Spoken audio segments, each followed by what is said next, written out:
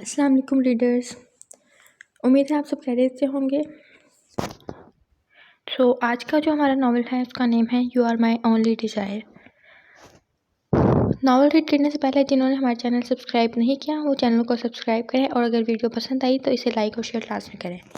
चलिए जी story start करते हैं। और वो मुझे कहता है कि उसे उसके नाम से ना पुकारूँ मैं, यानी कि अपनी जान को जाना भी ना पुकारूँ मैं। वैसे तो मुझे हिस्स है उसके चेहरे का हर नक्श, मगर क्या उसे देखने को रोज़ जतन भी ना पालूँ मैं। और उसकी तारीफ़ में ज़मीन आसमान के कलाबे मिलाए हैं मैंने। वो फिर भी अक्सर पूछता है कि मैं कैसा लगता हूँ तुम्हें। बैरिस्टर ज़वरेज़ ज़ोरावर, ऐसा करना हमारे असूलों के ख़िलाफ़ है। उस शख्स ने पेशानी से पसीना साफ़ करते कहा। मैं तुम्हारे सस्ते और 2 टके के असूलों पर चलने का पाबंद नहीं हूँ। उसने घड़ी पर वक्त देखते कहा, जैसे अब मज़ीद कुछ बोलना वक्त का ज़िया होगा। वसीम सिद्दीकी तंग आ गया था। एक तरफ उसकी कज़न माह कामिल ने जवाब दिया था और ना वो मान रहा था। सर, किसी ने वसीम सिद्दीकी के कान में आकर कुछ कहा, जिससे उसके चेहरे पर शातिराना मुस्कुराहट छा गई। मैं चलता हूँ, नहायत ज़रूरी काम है। इस मामले पर जल्द तफसील से बात होगी। मुझे नहीं लगता। जो बात करनी हो मेरा सेक्रेटरी मौजूद है और तुम्हारे ज़रूरी कामों से ज़्यादा अहम मेरा 1 मिनट है। डबल कीमत ज़वरेज़ ज़ोरावर। उसने आखिरी पत्ता फेंका। एक नज़र दरवाजे की तरफ फिर से देखा। 4 गुना रकम भी बढ़ा दो तब भी नहीं वसीम सिद्दीकी। ज़वरेज़ ज़ोरावर एक बार ना की चीज़ को हाँ में नहीं बदलता। एक्सक्यूज़ मी, वो कहता वहाँ से आगे बढ़ गया। वसीम सिद्दीकी ने मुट्ठियाँ बेची। उसकी अकड़ एक दिन ज़रूर तोड़ूंगा। और इससे पहले वो कुछ और कहता उस समेत सबकी नज़रें दरवाजे की तरफ उठी और पलटना भूल गई। काला आंचल ज़मीन पर उसके कदम चूमता आगे बढ़ रहा था। काली शिफॉन की साड़ी, हाई हील्स, हीरे की लॉन्ग बालों के कर्ल्स डाले, सफ़ेद सुर्ख माइल चेहरे जिसे मेकअप की ज़रूरत तो ना थी, लेकिन इस वक्त स्मोकी मेकअप न्यूड लिपस्टिक से मुज़य्यन होठ और वो इस वक्त पूरी महफिल को अपनी जानिब माइल कर चुकी थी। इस वक्त सबके लबों पर सिर्फ एक शख्सियत का नाम था और वो था माह कामिल। सर, एक ज़रूरी बात बतानी है। Now not now. उसने फाइक को नज़रअंदाज किया। इस वक्त वो वर्ल्ड से वसीम सिद्दीकी के बारे में डिस्कस कर रहा था। उसने फ़ोन पर उंगलियां चलाते कहा, वो यहाँ सिर्फ साबिक जज साकिब न्याज के कहने पर आया था। सही बात जानना आपके लिए बेहद ज़रूरी है। फाइक की अपनी बात पूरी करता कि इसका फ़ोन फिर से बज उठा, जिसे कान से लगा था वो साइड पर हट गया। मिस माँ, कैसी हैं आप? माह कामिल। उसने अपने हाथ का क्लच अपने सेक्रेटरी को पकड़ाते उसकी तस्रीह की। जी वही, सिद्दीकी ने मुस्कुराते हुए कहा। उसकी नज़र भी बाकियों समेत भटक भटक कर उसके हसीन कदोखाल पर जा रही थी। वजह उसके जिस्म पर मौजूद वो शिफॉन की काली साड़ी थी, जिसका पल्लू नीचे उसके कदमों में गिरा था। स्लीवलेस और पीछे का गला गहरा था काफ़ी, जिसे सादा डोरियों ने बांध रखा था, जिससे उसकी सफ़ेद कमर साफ झलक रही थी। बैरिस्टर माजिद खान, एक शख्स ने पीछे से आते उसके आगे हाथ बढ़ाकर अपना तारुफ करवाया। अस्सलाम वालेकुम बैरिस्टर साहब। उसने हाथ को नज़रअंदाज किया। वालेकुम अस्सलाम। उसने कहता यहाँ मैं नज़रें दुनाई घुमाई और एक्सक्यूज़ करती साइड पर हो गई। कितने ही नौजवान उसको देखकर आहें भर रहे थे। सब उसकी ख्वाहिशमंद बने थे पल में। वो जो कॉल काटता वहाँ से हटा था, सामने का मंजर देखकर उसकी आंखों से शरारे निकले थे।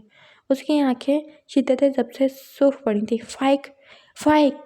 उसने कुछ दूर खड़े फाइक को आवाज़ दी। जी सर, उसने सामने देखते कहा तो फाइक ने भी उसी सीमत देखा। सर, मैं आपको यही बताने वाला था, लेकिन बकवास नहीं। इस गलती का जवाब मैं तुमसे कुछ लम्हे बाद लूँगा। फ़िलहाल 5 मिनट के बाद यहाँ की तमाम बत्तियाँ गुल होनी चाहिए। क्यों और कैसे ये तुम सब जानते हो। नाउ गो, उसने चीखते हुए कहा। उसका बस चलता तो इस वक्त दुनिया को आग लगा देता और उन सब की आंखें नोच लेता जिनकी नज़रें उस पर थीं। उसके साथ वो क्या करता ये तो कुछ लम्हे बाद ही पता चल जाता। क्या वो इस दावत में मौजूद है? उसने धीमी आवाज़ में पूछा। जी मैम, कुछ देर पहले ही आए हैं। Okay then. उसके चेहरे पर मुस्कुराहट छा गई। आखिर इस शख्स को तड़पाने के लिए उसने ये सब किया था। उसने कंधे से साड़ी ठीक की कि पहन तो ली थी, लेकिन संभालना इसे अजाब लग रहा था।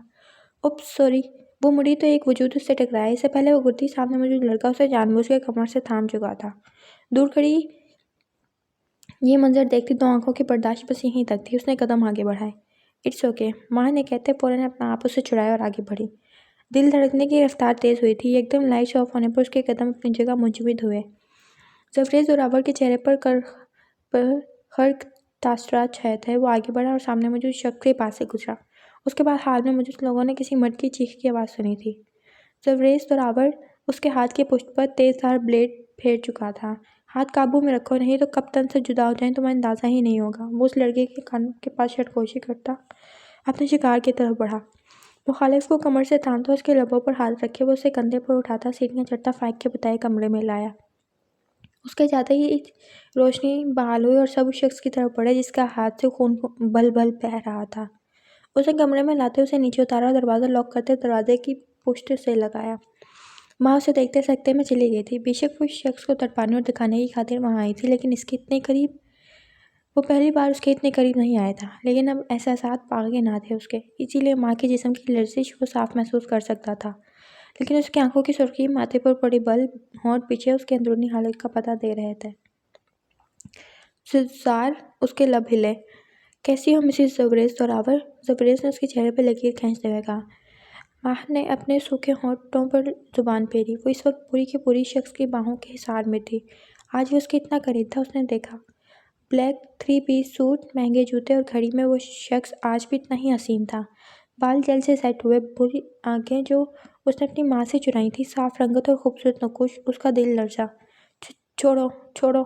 कुछ याद आते ही माँ को होश आया तो एहसास हुआ कि वो पिछले 3 मिनट से उसे मुसलसल तक रही थी और इसी के सार में थी। जबरेज ने उसके हाथ को मरोड़ा और उसकी कमर के साथ लगा दिया तो उसके मुंह से कराह निकली। अब झटके से उसे छोड़ा और उसके चेहरे का रुख दरवाजे की तरफ करते उसके पीछे की डोरियों को देखा। आधी कमर उसके स्कर्ट के लिबास में झलक रही थी। उसने झटके से उसका जूड़ा खोला और उसका चेहरा अपनी तरफ मोड़ा। बहुत शौक है तुम्हें मर्दों की आंखों को अपने हुस्न से खैरा करने का? उसने उसका जबड़ा पकड़ते उसकी आंखों में शोलाबार निगाहें डालते कहा। हटे जबरेज। उसने अपने आप को उसे दूर करना चाहा। आंखों में नमी छल गई थी, लेकिन उसने एक आंसू भी बाहर को न आने दिया कि कम से कम वो शख्स के सामने तो कमज़ोर नहीं पड़ना चाहती थी। जबरेज ने झटके से उसके लब मसल डाले। उसकी नफासत से लगाई लिपस्टिक फैल चुकी थी अब, लेकिन उसके अंदर की आग बढ़ती जा रही थी। सार। उसने बेयकीनी के एहसास से उसका नाम पुकारा। उसका जिस्म हौले हौले लरस रहा था कि अब उस शख्स की गुर्बत इतनी खतरनाक थी उसके लिए। जबरेज ने 2 लम्हों के लिए उसका चेहरा देखा और फिर उसकी कमर पर गिरफ्त सख्त करते उस पर झुका। उसके लबों पर काबूज होते उसने आंखें बंद की थी। वो लड़की उसकी रातों की नींद उड़ा ले गई थी। उसे कितना तड़पाती थी वो, और आज की हरकत तो वो उसकी भूल ही नहीं पा रहा था। माँ को लगा वो अगला सांस नहीं ले पाएगी। इतनी शिद्दत थी मुखालिफ की पकड़ में। ये पहली बार था कि मुखालिफ ने उस पर अपना आप ऐसे दिखाया था। उसके कंधे पर हाथ मारते उसने उसे दूर करना चाहा, लेकिन जबरेज तोरावर था वो जिसने आज तक किसी की ना मानी थी, अब भी अपनी मर्जी से पीछे हटा था। तुम्हारी हिम्मत कैसे हुई ये बेहुदा लिबास पहन कर यहाँ आने की? वो घबराया तो वो भी होश में आई। दिल चीख कर रोना चाहता था। सांसें अब भी फूली हुई थी, लेकिन उसे कमज़ोर नहीं पड़ना था। मेरी मर्जी है, मैं सब करूँगी, तुम मुझे रोक नहीं सकते, हटो। वो उससे ऊँची आवाज़ में चीखी थी। यहाँ आई थी उसे तड़पाने के लिए, उसकी तवज्जो के लिए, लेकिन अब वो पछता रही थी बुरे तरीके से। बात करने की तमीज़ भूल गई हो तुम माँ?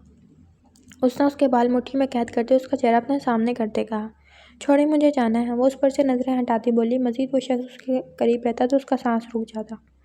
मेरा करीब आना इतना बुरा लग रहा है तो उस आदमी का हाथ लगाना क्यों बुरा नहीं लगा? उसका इशारा कुछ देर लम्हे पहले होने वाले मंजर की तरफ था। प्लीज़। वाटलेट ने उसका इनकार सुनने से पहले ही सबको बाहर भेजा और उसके नज़दीक आया। इनकार करने वाली हो? हाँ, वजह बताओ। आप मुझसे बहुत बड़े हैं। इस्लाम इसकी इजाज़त देता है। वो बोला तो वो लाजवाब हुई। कोई ठोस वजह लाओ। मुझे किसी खेल का हिस्सा नहीं बनना। वो बोले तो वो समझ गया उसके दिमाग में क्या चल रहा है। फ़िलहाल निकाह में मुझे कबूल करो, अपने एंजिल को मौका दो, और मुझे कुछ नहीं करना, मुझे वापस आना है। अब आयशा रहमान, अगर तुमने मना किया तो मैं तुम्हें जान से मार दूंगा। उसने कहा तो आयशा के कदम बाहर जाते रुके। मुझे इतनी बच्ची मत समझे। तो चले मुद्दे पे आते हैं। तुम मेरे करीब आ चुकी हो, मुझे किस कर चुकी हो, और इस सब के सबूत है मेरे पास। मैं सब मीडिया में नशर करके तुम्हें अपनी गर्लफ्रेंड साबित कर देता हूँ। तुम्हारी अपनी फैमिली है, तुम्हें झूठा समझाएगी। तुमने उन्हें धोखा दिया एक नामहरम के करीब जाकर, और तुम वो शश्तर रह गई। हाँ या ना? ऐसा नहीं करोगे तुम एंजल? हाँ बोलो। मैं नहीं चाहता ये दुनिया तुम्हें वालेट की गर्लफ्रेंड के नाम से जाने, क्योंकि इससे तुम्हारी और तुम्हारी फैमिली खतरे में आ जाएगी। मुझे मुझे मुझे मंजूर है, लेकिन याद रखना इसके बाद तुम अवाइज़ा रहमान के एंजल नहीं रहोगी। वो बोली तो वो सख्त नजरों निगाहों से घूर कर उसे बाहर चला गया। निकाह की रस्म खुश असलूबी से हुई। अवाइज़ा रहमान से वो अवाइज़ा अहमद सलार बन गई थी। दादी, मुझे घर जाना है। वो निकाह होते ही उठी। तुम कहीं नहीं जा सकती अलीवर, उसकी जान को खतरा है। क्योंकि खाकवानी अब भी आज़ाद हैं। अगर उसकी हिफाजत कर सकते हैं तो लेकर जाओ, और अगर इसे एक भी खरोच आई तो हम सबको जान से मार दूंगा मैं। तमीज से बात करो, जबरेज चीखा तो वार्लेट ने आईब्रो उचकाई। जो अवाइजा कहेगी वो होगा। दादी ने एकदम फैसला किया तो सबकी नजरों का रुख अवाइजा की तरफ मुड़ा। अवाइजा ने घबराकर वार्लेट को देखा तो वो मुस्कुराया, पुरस्कार मुस्कुराहट। उसे पहली बार उसकी मुस्कुराहट से डर लगा था। वो उसकी नजरों का मफहूम समझ गई थी। यहाँ से जाती तो वो भी अपना कहा सच कर देता, बेशक मीडिया पर नहीं, लेकिन उसकी फैमिली के सामने तो। और वो अपनी दादी का सर झुका हुआ नहीं देख सकती थी। दादी, मैं आपसे मिलने आऊंगी कल, वो कहती ऊपर की तरफ भाग गई तो भी मुस्कुराता हुआ उठ खड़ा हुआ। दादी के करीब आया और सर झुकाया। किचन से ये मंजर देखता शेफ आंखें फाड़े उसे देख रहा था। उसने असमीर को झुकाना सीखा था, खुद झुकना नहीं, लेकिन आज एक लड़की उससे झुका गई थी। मैं उसका ख्याल रखूंगा, वादा रहा, उसने कहा तो उन्होंने उसके सर पर हाथ रख दिया। वो बच्ची है, बहुत नखरे करती है, वो उसे बताने लगी। मैं सब पूरा करूंगा। जिस दिन आप वायलेट की जिम्मेदारी में कोई गलती महसूस करेंगी, मैं इजाज़त देता हूँ, उसे नाबे से यहाँ से ले जाइएगा, उसने कहा तो दादी मुतमईन होती उसके सर पर हाथ रख गई। जबरेज की वो बहन थी, छोटी जान से प्यारी, लेकिन वो मुतमईन था क्योंकि वायलेट को अब से नहीं बहुत सालों से जानता था। उसमें तब्दीलियाँ महसूस करते उसने उस पर नज़र रखी थी, और ये जान के उसे झटका लगा था कि वो अवाइजा में दिलचस्पी ले रहा है। वो फिर कल ही तो वायलेट ने उससे उसकी बहन मांगी थी। वो मुस्कुराकर उसे गले लगा गया था। ध्यान रखना, वो बहुत छोटी है, इसे कुछ हुआ तो मैं। जबरेज ने मुस्कुराकर वायलेट को देखा और आंख दबाता बाहर निकल गया। उनको खैराबाद कहते वो ऊपर गया था, जहाँ वो लड़की जिसने इसके घर के साथ उसके दिल को तस्खीर कर लिया था। ऊपर गया तो बेड पर बैठी रो रही थी, उसके गाल सुर्ख हो गए थे। दरवाज़ा बंद करता उसके पास गया और झटके से खड़ा किया। वो बमुश्किल उसके सीने से लगने से बची। किस बात का रोना आ रहा है तुम्हें? मर गया है कोई? दूर रहो तुम। आप बोलना अब से मुझे, नहीं तो जुबान गुद्दी से खींच लूंगा। मुझे नहीं पता था जिसे मैं फरिश्ता समझ रही हूँ शैतान निकलेगा। इस वक्त वो कहीं से 17 साल की बच्ची नहीं लग रही थी। वो 20-22 साल में चोर लड़की लगती थी उसे। क्या शैतानियत दिखाई है मैंने? वो खुद पर जब्त करता हो बोला। मुझसे ज़बरदस्ती निकाह किया। कहने को वायलेट अजमेर का बादशाह है, लेकिन निकले तो तुम वही गांव के रवायती मर्द ही समझो। हर मुसलमान, हर मर्द अपनी बीवी के लिए ऐसा ही होता है। मुझे रवायती कहो या कुछ भी, मुझे नफरत है तुमसे, वो चीखी। वायलेट ने उसकी कमर में हाथ डालते से बिल्कुल खुद से चिपका लिया। इतने बड़े लफ्ज़ मत बोलो, पछताओगी। नफरत सिर्फ मैं करता हूँ। इस जज्बे पर मेरा इख्तियार है, और मैं लोगों को भी नहीं देता। दूर रहो मुझसे। वो फिर से चीखी तो वायलेट ने एक झटके से उसे छोड़ा और हाथ हवा में बुलंद करते ब्रूज जमा हो गया, जैसे कह रहा हो आपका हुक्म सर आंखों पर। वो गिरते गिरते बची थी। मैं तुमसे कभी मोहब्बत नहीं करूंगी। वो रोते रोते वहीं थक कर बैठ गई। मोहब्बत, इश्क और दीवानगी तुम सब करोगे और मुझसे ही करोगे अवाइजा रहमान, ये बात जान लो। क्या चाहिए बदले में? बोलो। तुम्हारा दिल दुखाया है, आज पहला और आखिरी मौका दे रहा हूँ। बोलो क्या मांगना चाहती हो, लेकिन इसके बाद तुम नफरत जैसा कोई घटिया लफ्ज़ कम अज़ कम मेरे लिए इस्तेमाल नहीं करोगी। मुझे भरोसा नहीं है आप पर, उसने कहा तो वार्लेट ने तमस्खाना नज़रों से उसे देखा, जैसे उसे दाद दे रहा हो। मांगो, वादा करो दोगे। मैं वादा नहीं करता, करके दिखाया करता हूँ। मेरे 18 होने से पहले तुम मेरे नज़दीक नहीं आओगे। और अहमद सलार को ज़िंदगी का पहला झटका लगा था। ये बकवास है, वो धाड़ा। हाल गाड़ियाँ तेजी से आगे पीछे अपने सफ़र पर गामजन थी। किसी की इतनी हिम्मत ना थी कि उनकी गाड़ियों के आगे आता। यह वहशत और एहतराम दोनों था उसका लोगों पर। लोग उसके नाम से ही खौफ खाते थे। उसके ख़ास लोगों के अलावा उसे किसी ने ना देखा था, लेकिन इस शहर के लोग जानते थे कि जिस पर शख्स की नज़र पड़ जाए वो शख्स या तो जान से गया या काम से। यहाँ उसकी धाक थी। ऐसे ही नहीं थी इस शख्स ने इस खौफ को अपने नाम को फैलाने के लिए साल लगा दिए थे। वो चाहता था लोग उससे डरें, उसके नाम पर गर्दनें झुकाएं, उसका नाम लेने पर ही काम हो जाए। वो खुद को खुदा नहीं समझता था, खुदा का बंदा समझता था। उसे लगता था इस दुनिया में अच्छाई ज़्यादा देर नहीं रहती। हर नई ईमानदार पुलिस ऑफिसर का दूसरे दिन ट्रांसफ़र हो जाना, महकमों में भर्तियाँ, सिफारिशात, यूनिवर्सिटी में मेरिट से ज़्यादा नाम चलता था लोगों का। कारोबार में धांधली, करप्शन से भरी पड़ी दुनिया थी, और ऐसा होता भी था। यह शहर उसका था। यहाँ हर इलीगल काम उसके इशारे पर होता था, और वो हाँ करता तो सब होता था। लेकिन वो इलीगल काम भी इतना लीगली करता था कि बाकी माफिया की दुनिया हैर से सदमे में गंग हो जाती थी। वो माफिया से ताल्लुक़ नहीं रखता था, ये उसका म्यार ना था, लेकिन उस दुनिया पर भी काफ़ी नज़र थी उसकी। हज़ारों ने इस घराने की इस जगह पर आने की कोशिश की थी, फिर क्या, वो उनकी नस्लें ही इस दुनिया में अपना निशान खो चुकी थी। वो दो कामों से खार खाता था। उसे औरतों पर धंधा करके पैसा कमाए जाना नहीं पसंद था। उसने सिनफ़े नाज़ुक को सिर्फ इतना ज़रूरी ना समझा था। यही वजह थी उसके शहर से एक भी औरत लड़की या बच्ची स्मगल या ज़्यादती के केस में मुलव्वस या मारी नहीं गई थी, और जो ऐसा करता था उसे बेहद बुरी सज़ा दी जाती थी, और ये उसके बनाए कुछ असूल थे। वो शराब और शबाब दोनों में दिलचस्पी ना रखता था। यही चीज़ थी जो हैरत अंगेज़ थी। उसके नज़दीक इंसान को किसी चीज़ से अगर मोहब्बत करनी चाहिए तो वो है पावर। ताकत का नशा सर चढ़कर बोलना चाहिए इंसान के। इसे पावर और शोहरत से गर्ज थी बस। पैसा तो पानी की तरह था उसके पास। अजमेर उसका शहर था, जो तुर्की का तीसरा बड़ा शहर था। करोड़ों के हिसाब से आबादी थी वहाँ, और उसके चप्पे चप्पे पर उसकी हुकूमत थी। हर हुक्मरान और सियासतदान उसके कहने पर बदले जाते और नए आते थे।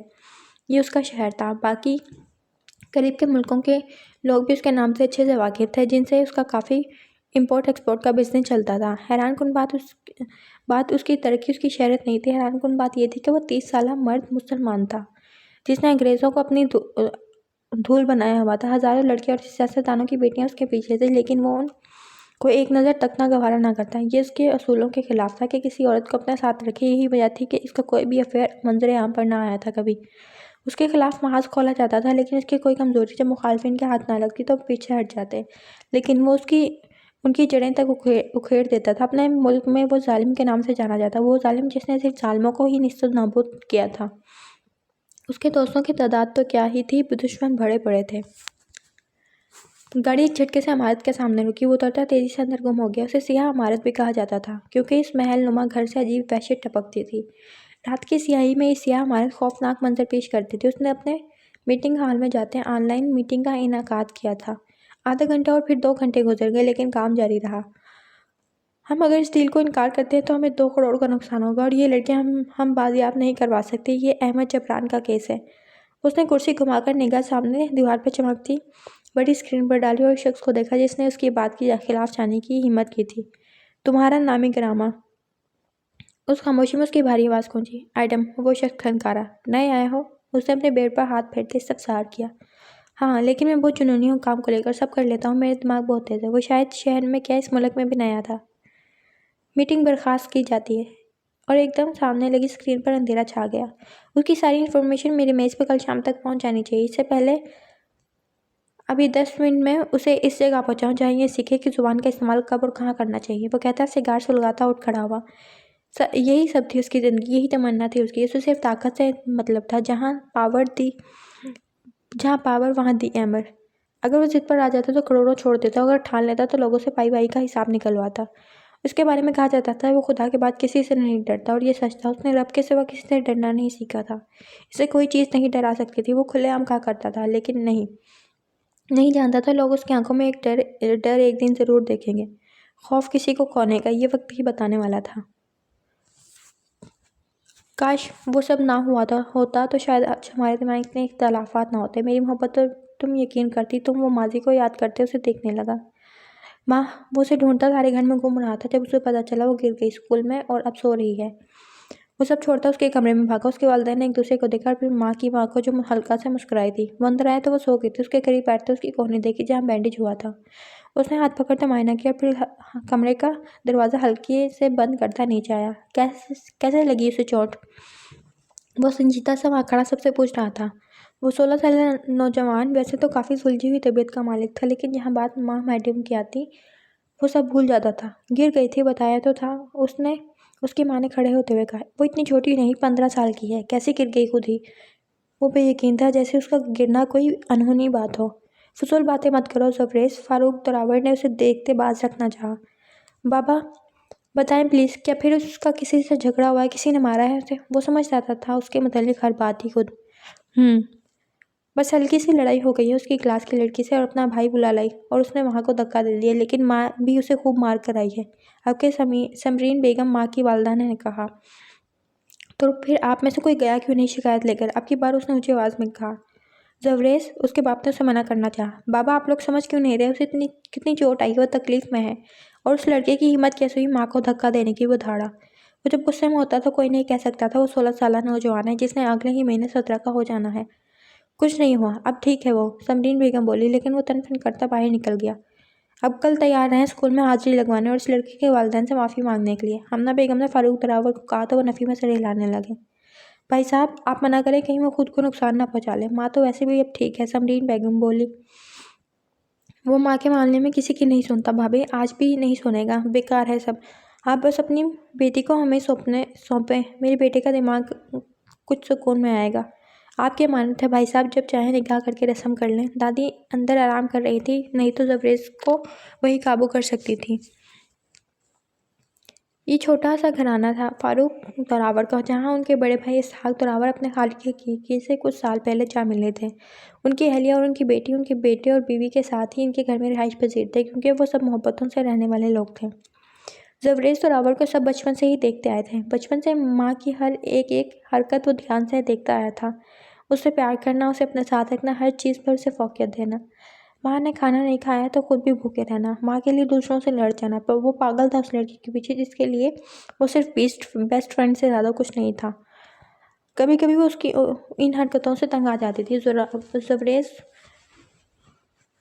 दुरावर उस पर भी उसका बस नहीं चलने देता था। जबरेज बराबर ये जान ही नहीं पाया कि हर रिश्ते को वक्त दरकार है, हर रिश्ते में मुखालिफ को स्पेस देना चाहिए, जो वो माँ को नहीं देता था।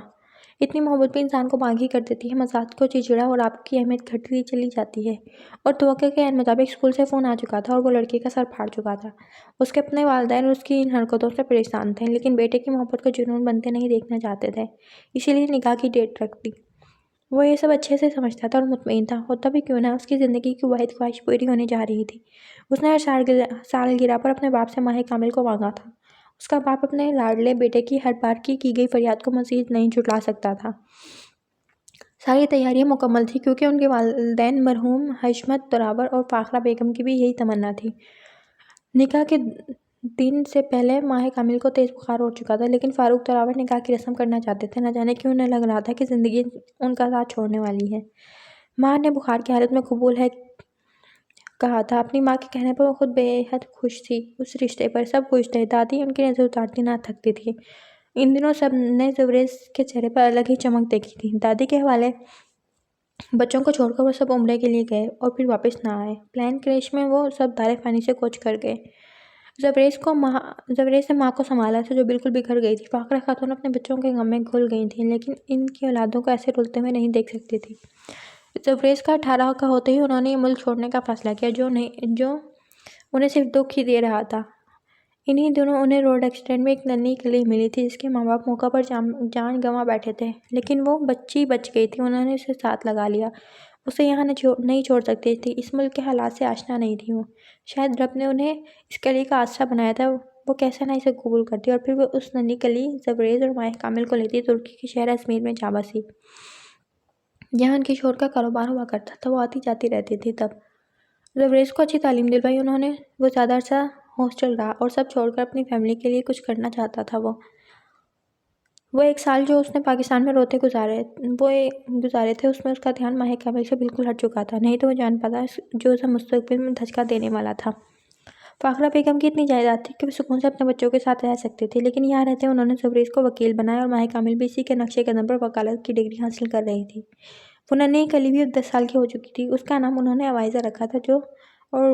जो चीज़ें उन्हें उस गाड़ी से मिली थी, उसमें इन मियाँ बीवी के नाम मौजूद थे, और उसका नाम रहमान था और वालिदा का नाम मारूख। उन्होंने उनकी जांच पड़ताल करवाई। वो एक आम हादसा था, लेकिन उनके रिश्तेदार अवाइज़ा की जिम्मेदारी उठाना नहीं चाहते थे, इसलिए अवाइज़ा के मरहूम बाप के भाई से उन्होंने अवाइज़ा की कस्टडी ले ली, ताकि मुस्तकबिल में कोई मसला ना हो, जिसे उन्होंने हाथों का छाला बना कर रखा था। जबरेज ने उसे छोटी बहन और माँ की तो जान बसती थी उसमें। उनकी सही तवज्जो अपने बच्चों पर थी, जिसे उन्होंने संभाल कर रखा था। वक्त का काम था गुजरना, वक्त गुजर ही रहा था। जबरेज वकालत की डिग्री हासिल करके पहला केस लड़ चुका था। वो फिर जैसे जीत तो उसका मुकद्दर ही बन गई। वो चाहता था कि वो माँ, दादी और आवी को हर सहूलत दे, और उन सब में उसने अपना आप मिटा डाला। भाईजान, जी मेरी जान, मुझे कप केक खाने हैं। आवी के फ़ोन पर उसने फ़ौरन कप केक भिजवाए थे उसे। यही वजह थी कि अजमेर में आज वो जाना माना वकील था, जिसे मिलने के लिए लोग महीनों उसका पीछा करते थे। वो जाना माना कामयाब वकील अपनी ज़िंदगी के केस में हारने वाला था। इन सब सालों में वो माँ से बिल्कुल फरामोश हो गया था। घर से दूर रहते उसे भूला ना था, लेकिन उस पर ध्यान देना भूल गया था। यही गलती हुई थी उससे। वो भी वकील बन रही थी, लेकिन वो ना उससे फ़ोन पे बात करती ना मिलती, जिसे वो उसकी हिचकिचाहट समझ रहा था। और वो ग्रेस साफ था।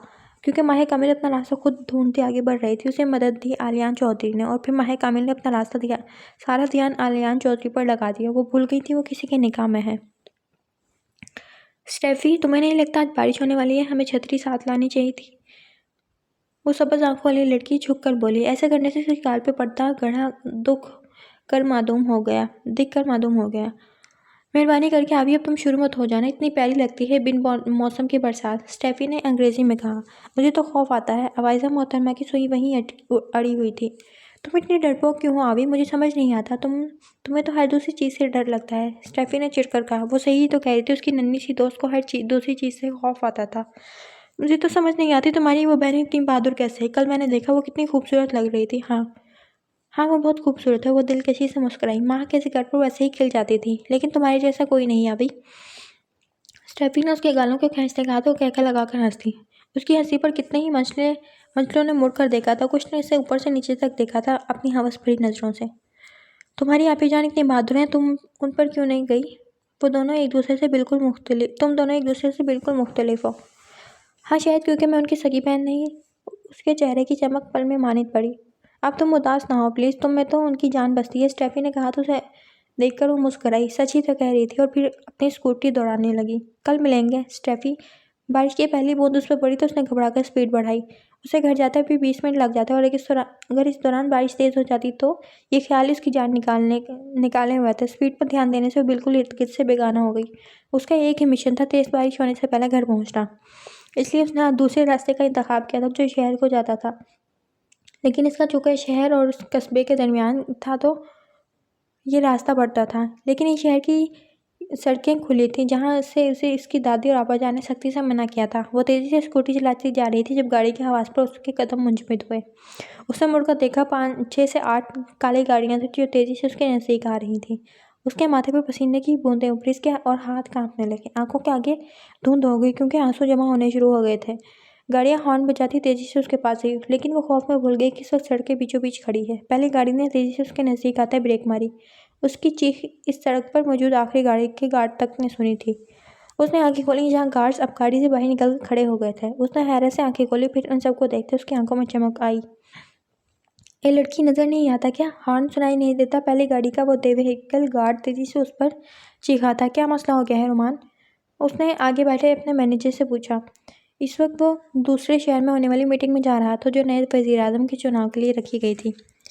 सर, कोई बच्ची है शायद, स्कूटी पर आगे आ गई है। मैं देखता हूँ। उसका मैनेजर भी बाहर निकला तो देखा वो बच्ची बहस कर रही थी। सर, क्या आपके साथ कोई एक्टर है, कोई स्टार? जल्दी बताएं मुझे। उसने गार्ड्स और गाड़ियों से यही हर्ज किया था। वो बुराक तो नहीं? प्यार लफ्ज़ों में कहा वाला। उसने चमकती आंखों से इस्तफसार किया। ए बच्ची, ऐसा कुछ नहीं है, अपने काम पर निकलो। ओहो, ये इतना एटीट्यूड ऐसे दिखा रहे हो जैसे तुम बुराक खुद ही हो। उसने आंखें टपाटते हुए कहा। दूर से उस शख्स को आते देखा जो दरमियान की गाड़ी से उतरा था, अब उन्हीं की तरफ आ रहा था। सर, आप शक्ल से थोड़े समझदार लगते हैं। इनको समझाएं, बच्ची से ऐसे बात की जाती है। उसने मैनेजर को देखते हुए कहा। क्या माजरा है? कौन है ये लड़की? उस मैनेजर ने आंखों से चश्मा हटाते हुए कहा। सर, ये बच्ची रास्ते में आ गई है और फजूल गुफ्तगू कर रही है। गार्ड ने छोटी लड़की को घूरते हुए कहा। बच्ची, अपने घर जाओ और रास्ता आइंदा से इस्तेमाल ना करना ये वाला। वो कहता पलटने लगा। 1 मिनट सर, बस मुझे ये बताएं कि कौन है आप लोग? क्या आपके साथ कोई स्टार है? वो आंखें पटपटाते हुए बोली। तुम्हारा नाम क्या है? मैनेजर ने सबस आंखों वाली बच्ची को आपकी बात दिलचस्पी से देखते हुए पूछा। क्यों बताऊं? पहले मेरी बात का जवाब दो। जल्दी बताओ भाई, मेरी दादी मेरा इंतज़ार कर रही होंगी और आपा जान तो सजा देंगी देर से आने पर। कोई नहीं है साथ, तुम अपने घर जाओ। वो रोमान बेजारी से बोला। वो देखो, वहाँ से धुआं उठ रहा है। उसने उंगली से इशारा किया तो सबकी नज़रों ने उसके हाथ की इशारे की सिमत देखा और वापस उस तरफ देखा जो भाग रही थी पीछे उन्हीं की गाड़ियों की तरफ। मैनेजर ने गार्ड को इशारा किया तो उसने उस भागती बच्ची का निशाना बांधा। वो लड़की उनके काम में खलल डाल रही थी। अगर वक्त पर उनका बॉस अपनी जगह ना पहुंचता तो सब ऊपर पहुंच जाते। इससे पहले वो ट्रैगर दबाता, छठी गाड़ी का दरवाज़ा खुला और वो आंखों पर चश्मा रखता, भारी बूटों को ज़मीन पर रखता बाहर निकला। उस बच्ची को देखा जो उसके पास भागती आई थी और फिर एकदम थम गई। क्या आप किसी मूवी में आते हैं अंकल? उसके रौबदार शख्सियत को देखते उसने मुखालिफ से पूछा, जिसने उस लड़की के पीछे गार्ड्स को निशाना रखते देख दाएं हाथ की 2 उंगलियां उठाई और उसे गन नीचे करने को कहा। अंदर बैठो सब अभी, उसने अपनी गाड़ी के गार्ड को कहा और सिलगार सुलगाते इस बच्ची को देखा जो चमकती आंखों से उसे ही देख रही थी। आइंदा तुम इस सड़क पर मुझे नज़र मत आना, घर जाओ। वह गंभीर आवाज़ में थोड़ा उसकी तरफ झुकता बोला और आप मेरे क्या लगते हैं जो मैं आपकी बात मान लूँ? वो दोनों हाथ कमर पर रख दी, आंखें छोटी करके बोली। तुम जानती हो मैं कौन हूँ? उसने चश्मा आंखों से हटाते हुए पूछा। इसीलिए तो पूछ रही हूँ। अगर कोई स्टार है तो फटाफट यहाँ ऑटोग्राफ दे दे। मैं स्टेफी को जलाऊंगी जिसने मुझे बुराक से मिलने के बाद जलाया था। वो नीचे बैठती अपने बैग से कापी पेन निकालने लगी। उठो लड़कियों, निकलो यहाँ से, वो धाड़ा। तो उसकी आंखों में आंसू भरते खड़े होकर उसे देखने लगी। तुम हाँ, आज का तुम्हारा सारा काम खराब हो जाएगा। देखना तुम अपने आप को समझते क्या हो, मगरूर ब्लैकमैन। तुम पहला आंसू उसके गाल पर बह गया। तुम एक दिन देखना, तुम आवी का ऑटोग्राफ लेने आओगे और आवी तुम्हें भी ऐसे ही कहेगी। वो गाल रगड़ती अपनी स्कूटी उठाती मुड़ी और बिना उसे देखे आगे निकल गई। उसने हंकार भरा और गाड़ी में बैठा, जैसे निहायत कीमती वक्त बर्बाद हुआ हो। गाड़ी अपनी मंजिल की तरफ रवाना दवा थी। जॉन को बोले अगली बार गन संभाल कर रखे। मेरी जान के बगैर तुम साले कीड़े नहीं मार सकते। लड़की पर गन उठाने की हिम्मत क्यों की? वो बोला नहीं था, धाड़ा था। और ये खबर सब गाड़ी में मौजूद गार्ड्स को पहुंच गई थी जो आपस में राब्ते में थे। वो पहुंच गया था मीटिंग में। उसने अपनी मर्जी का चुनाव किया था। अब क्रॉफर्ड से चलता बाहर निकला जब उसका फ़ोन बजने लगा। उसने मैनेजर को उठाने को कहा। बांग्लादेश में पहुंचने वाला माल ट्रक के साथ ही झुलस गया था। इसे जो खबर मिली थी तबाहकुन थी। इस ट्रक ड्राइवर की सारी इन्फॉर्मेशन निकलवाओ। उसकी नस्लें तो तबाह हो ऐसे होंगी कि उसे शक होगा अपनी पहचान पर भी। वो बोलता गाड़ी में बैठ के और आंखें बंद करके खोली। आज तुम्हारा सारा काम खराब होगा। उस लड़की की आंसू भरी आवाज़ दोबारा उसके कानों में गूंजी तो उसने फौरन आंखें मांगी और तंजिया मुस्कुराया। वो पहली लड़की थी जिसकी बदवाई से लगी थी। गुड जॉब लड़की, जल्दी मुलाकात होगी तुमसे। इस बदवा का बदला सूद समेत तुमसे लूँगा और ये काम मैं खुद ज़ाती तौर पर तुमसे मिलकर करूँगा। वो घर पहुंच गई थी लेकिन उसके गाल सूख हो रहे थे। जब भी वो रोती थी तो उसके गाल सूख पड़ जाते थे क्योंकि वो आंसू को साफ करने के लिए चेहरा रगड़ डालती थी। आवी मेरी जान, दादी ने अपनी बाहें मांगी तो वो उनमें समा गई। उन्होंने उसका मुंह चूम डाला। क्या हुआ है? किसी ने कुछ कहा है? अपनी आपा को बताओ उसका नाम। उसके घर में सब उसके लिए हद दर्जा हसास थे। नहीं, एक ब्लैकमैन ने मुझे डांटा है, लेकिन दादी देखना एक दिन मैं भी उसे डांटूंगी। वो रोना बंद करके उन्हें सारी रुदात सुनाने लगी। आवे मेरी जान, तुम्हारी आपा ने कितनी बार कहा है तुमसे कि वो रास्ता इस्तेमाल नहीं करोगी तुम? अच्छा ना दादी, अब आप आपा जान को मत बताना, नहीं तो वो नाराज़ होंगी। अच्छा मेरी जान, नहीं बताती। उसको फिर से चूमते कहा तो खिलखिलाई। इसी की खिलखिलाहट से तो गूंजता था ये घर। चलो अब खाना खाओ और कपड़े बदल कर सो जाओ। सुबह तुम्हारी पार्टी है ना स्कूल में? क्या मेरा फ्रॉक आ गया? बिल्कुल, तुम्हारी आपा जान ने तुम्हारे कमरे में रख दिया है। वो मीटिंग पर गई हैं, कह रही थी मेरी आवे की अच्छी सी तस्वीरें लेकर मुझे भेजना। मैं देख कर आती हूँ। अपना फ्रॉक देखने के लिए भागी। वो 16 साल लड़की नहीं, बच्ची थी जिसे घर वालों ने बड़ा ही नहीं होने दिया था। उसकी मासूमियत उसके चेहरे से झलकती थी और सुबह वो अपना सुर्ख फ्रॉक पहनती एकदम तैयार थी। उसकी दादी उसके न जाने कितने सदके उतार चुकी थी और उसकी तस्वीरें उसके आपा जान को भी भेजती थी। आज तुम्हें ड्राइवर छोड़ आएगा मेरा बच्चा। इस मुँह फ्रॉक के साथ कहाँ स्कूटी पर जाती फिरेगी? ओके दादी। वो आज खुश थी क्योंकि ये फ्रॉक उसके आपा जान ने खासी मिन्नतों के बाद दिलाया था। वजह इसकी कीमत नहीं, इसकी बोल्डनेस थी। वो घुटनों तक आती फ्रॉक जिसके बाजू ना थे और गला डीप था। उसकी आपा जान ने उसे नीचे मैचिंग लेग्जीन और गला को सही करवाया था। हसीने अब भी ना थी और अब वो ड्राइवर के साथ स्कूल के लिए रवाना हो गई थी। आज वो अपना केस मुकम्मल करता वापस आया था। अब अपना कुछ वक्त वो घर वालों को देना चाहता था वो एक मकाम पा चुका था। दादी उसे हमेशा वक्त ना देने का शिकवा करती थी। वो घर आ गया था, सब मौजूद थे। दादी ने उसे गले लगाकर उसका माथा चूमा। अभी भाई से चिपके बैठी थी लेकिन वो जिसका वजूद देखना चाहता था वो सुबह से शाम हो गई लेकिन वजूद नहीं था। माँ दादी, माँ कहाँ है? अपने दोस्तों के साथ। दोस्त? कौन सा दोस्त? अरे आलियान और कौन। कल वो पाकिस्तान वापस आ रहा है तो बहुत उदास थी। वो वहीं बैठा रहा। वो दोस्त बना चुकी थी और उसे कुछ पता भी ना था। वो कितना फरामोश कर बैठा था। वो शायद उस दोस्त से मिलता लेकिन जब वो जा रहा था तो कोई खास बात ना थी। वो जो बेहद उदास थी आलियान के जाने पर घर आ गई। उसकी वकालत की डिग्री मुकम्मल हो गई थी और आलियान की भी, इसीलिए वापस अपने वालिदैन के पास जा रहा था। वो अंदर दाखिल हुई तो खामोशी थी। दादी और आवी सो चुके थे। दादी आलियान को बचपन से जानती थी, इसीलिए उस पर भरोसा करती थी। वो किचन में बैठकर चाय बनाने लगी जब पीछे से किसी की मौजूदगी का एहसास हुआ। जवरेज को देखते उसकी आंखें चमकी थी। वो हसीन मर्द अब 16-17 साल नहीं, लड़का नहीं, 25 साल भरपूर मर्द था। माँ उससे 2 साल छोटी थी, 23 की हो गई थी वो। उठो, मिलोगी नहीं मुझसे? उसे ऐसे ही बैठे देख जवरेज ने कहा तो खड़ी हुई, लेकिन अगले लम्हे सुन रह गई जब वो शख्स उसे अपनी बाहों में भर चुका था।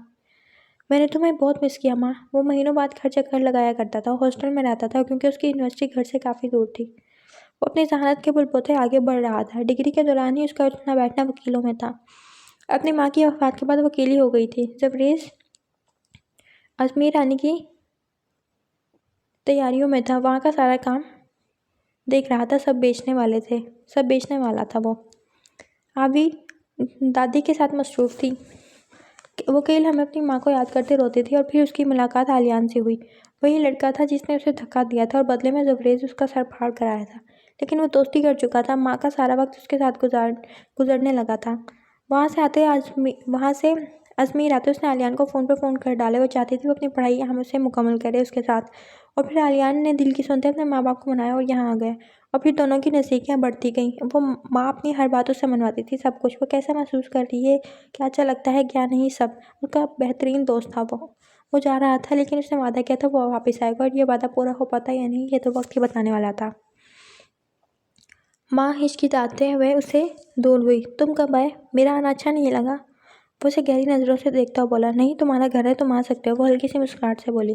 ज़बरेज़ को वो कुछ बदली बदली सी लगी। ऐसी तो ना हुआ करती थी वो क्यों भूल गया कि इन सालों में बहुत कम बार उसकी बात हुई थी ज़बरेज़ से फ़ोन पर। लेकिन ज़बरेज़ ने ख़ास ध्यान नहीं दिया था। वो बस ज़िंदगी के किसी मकाम पर पहुंचना चाहता था, फिर उसे पाने के लिए वापस आता। उसकी मोहब्बत हर दिन के साथ बढ़ी थी। वो उससे फ़ोन पर बातें ना करती थी, जिसे वो झिझक समझा था, लेकिन उसने ज़्यादा जोर ना दिया। उससे एक ही रोज़ मिलना चाहता था। हर गुज़रते दिन के साथ उसकी मोहब्बत में इज़ाफ़ा ही हुआ था। उसे पाने की तड़प बढ़ी थी वो, लेकिन अपनी मोहब्बत को फ़राग़त पाकर ही अपनाना चाहता था। जानता था वो नशे की तरह है, जो लग गई तो वो कुछ नहीं कर पाएगा। इसीलिए आज वो कामयाब होता, अपना मकसद पूरा करता, अपनी अमानत लेने लौटा था। लेकिन मुखालिफ वजूद तो उस अमानत को भूल बैठा था। ये शायद जानकर भी याद नहीं करना चाहता था। तुम्हें कैसा लगा मेरा आना, बताओ? ज़बरेज़ ने एक कदम उसकी तरफ बढ़ाते हुए कहा। अच्छा, उसने झिझकते हुए कहा। ज़बरेज़ केवल हमें उसे देखता रहा और फिर झुकते उसके माथे पर लब रखते वहाँ से चला गया। वो जल्द से जल्द दादी से रुखसती की बात करना चाहता था कि अब तो माँ की डिग्री भी मुकम्मल हो चुकी थी। वो कई लम्हे वहीं खड़ी रही। उसे ये लम्हा बहुत नागवार गुजरा था, लेकिन नज़रअंदाज करती आलियान का फ़ोन नंबर मिलाने लगी। वो कमरे में चला गया। कई लम्हे सोचता रहा। उसकी आंखों में से देखकर कोई खुशी की नमक ना थी, सिर्फ अजनबियत थी जो इसे गरां गुजरी थी। वो कल ही दादी से बात करने का फैसला करता आंखें मूंद गया। सबने उसकी बहुत तारीफ़ें की थी और कि वो गुलाबी हुई चली जा रही थी। स्टेफ़ी, आज हम वापसी पर कपकेक्स खरीदेंगे। नहीं यावी, वो दुकान काफ़ी बड़ी है, वहाँ बहुत महंगे होंगे। हम किसी छोटी दुकान से लेंगे और वहाँ रश भी तो बहुत होगा। आज मैं वहीं से खरीदूँगी। जार भाई भी मेरे लिए वहीं से लाते हैं। वो बज़िद थी तो स्टेफ़ी को मानना ही पड़ा। स्टेफ़ी के साथ वो अपनी स्कूटर पर आई थी और अब वो दोनों अंदर जाती एक दूसरे को देख रही थी। वो आम जगह ना थी, वहाँ की सबसे बड़ी और महंगी दुकान थी मीठे की। स्टेफ़ी नहीं, लेकिन वो अफ़ोर्ड कर सकती थी अगर उसका भाई नामवर वकील था। लेकिन उसकी आपाजान उसे इतने पैसे देती ही कहाँ थी। वो उसे सारी चीज़ें खुद ला देती थी। पिछली बार जब रेस ने उसे छुपके से पैसे दिए थे, उसने बैग से अपना वॉलेट निकाल कर पैसे निकाले और काउंटर की तरफ बढ़ी।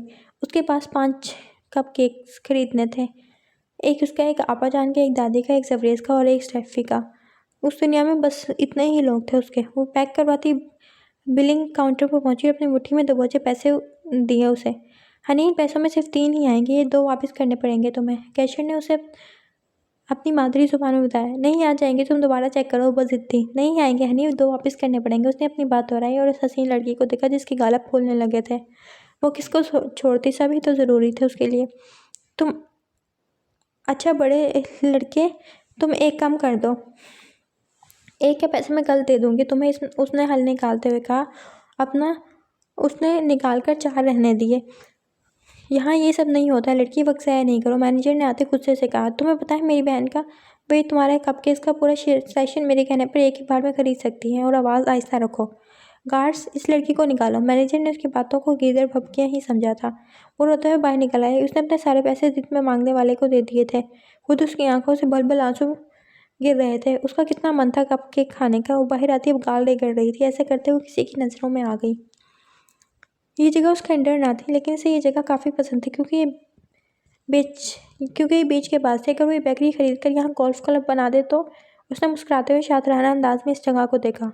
इस जगह का मालिक कौन है? रोमान से पूछा गया। सर, कोई शहरी है, यानी कि आम इंसान। जी ठीक है, उसे इस जगह की मुँह बोली कीमत दो और ख़रीद लो इस जगह को। इससे हमें बहुत बिजनेस मिलेगा। ओके सर, गाड़ी रोको।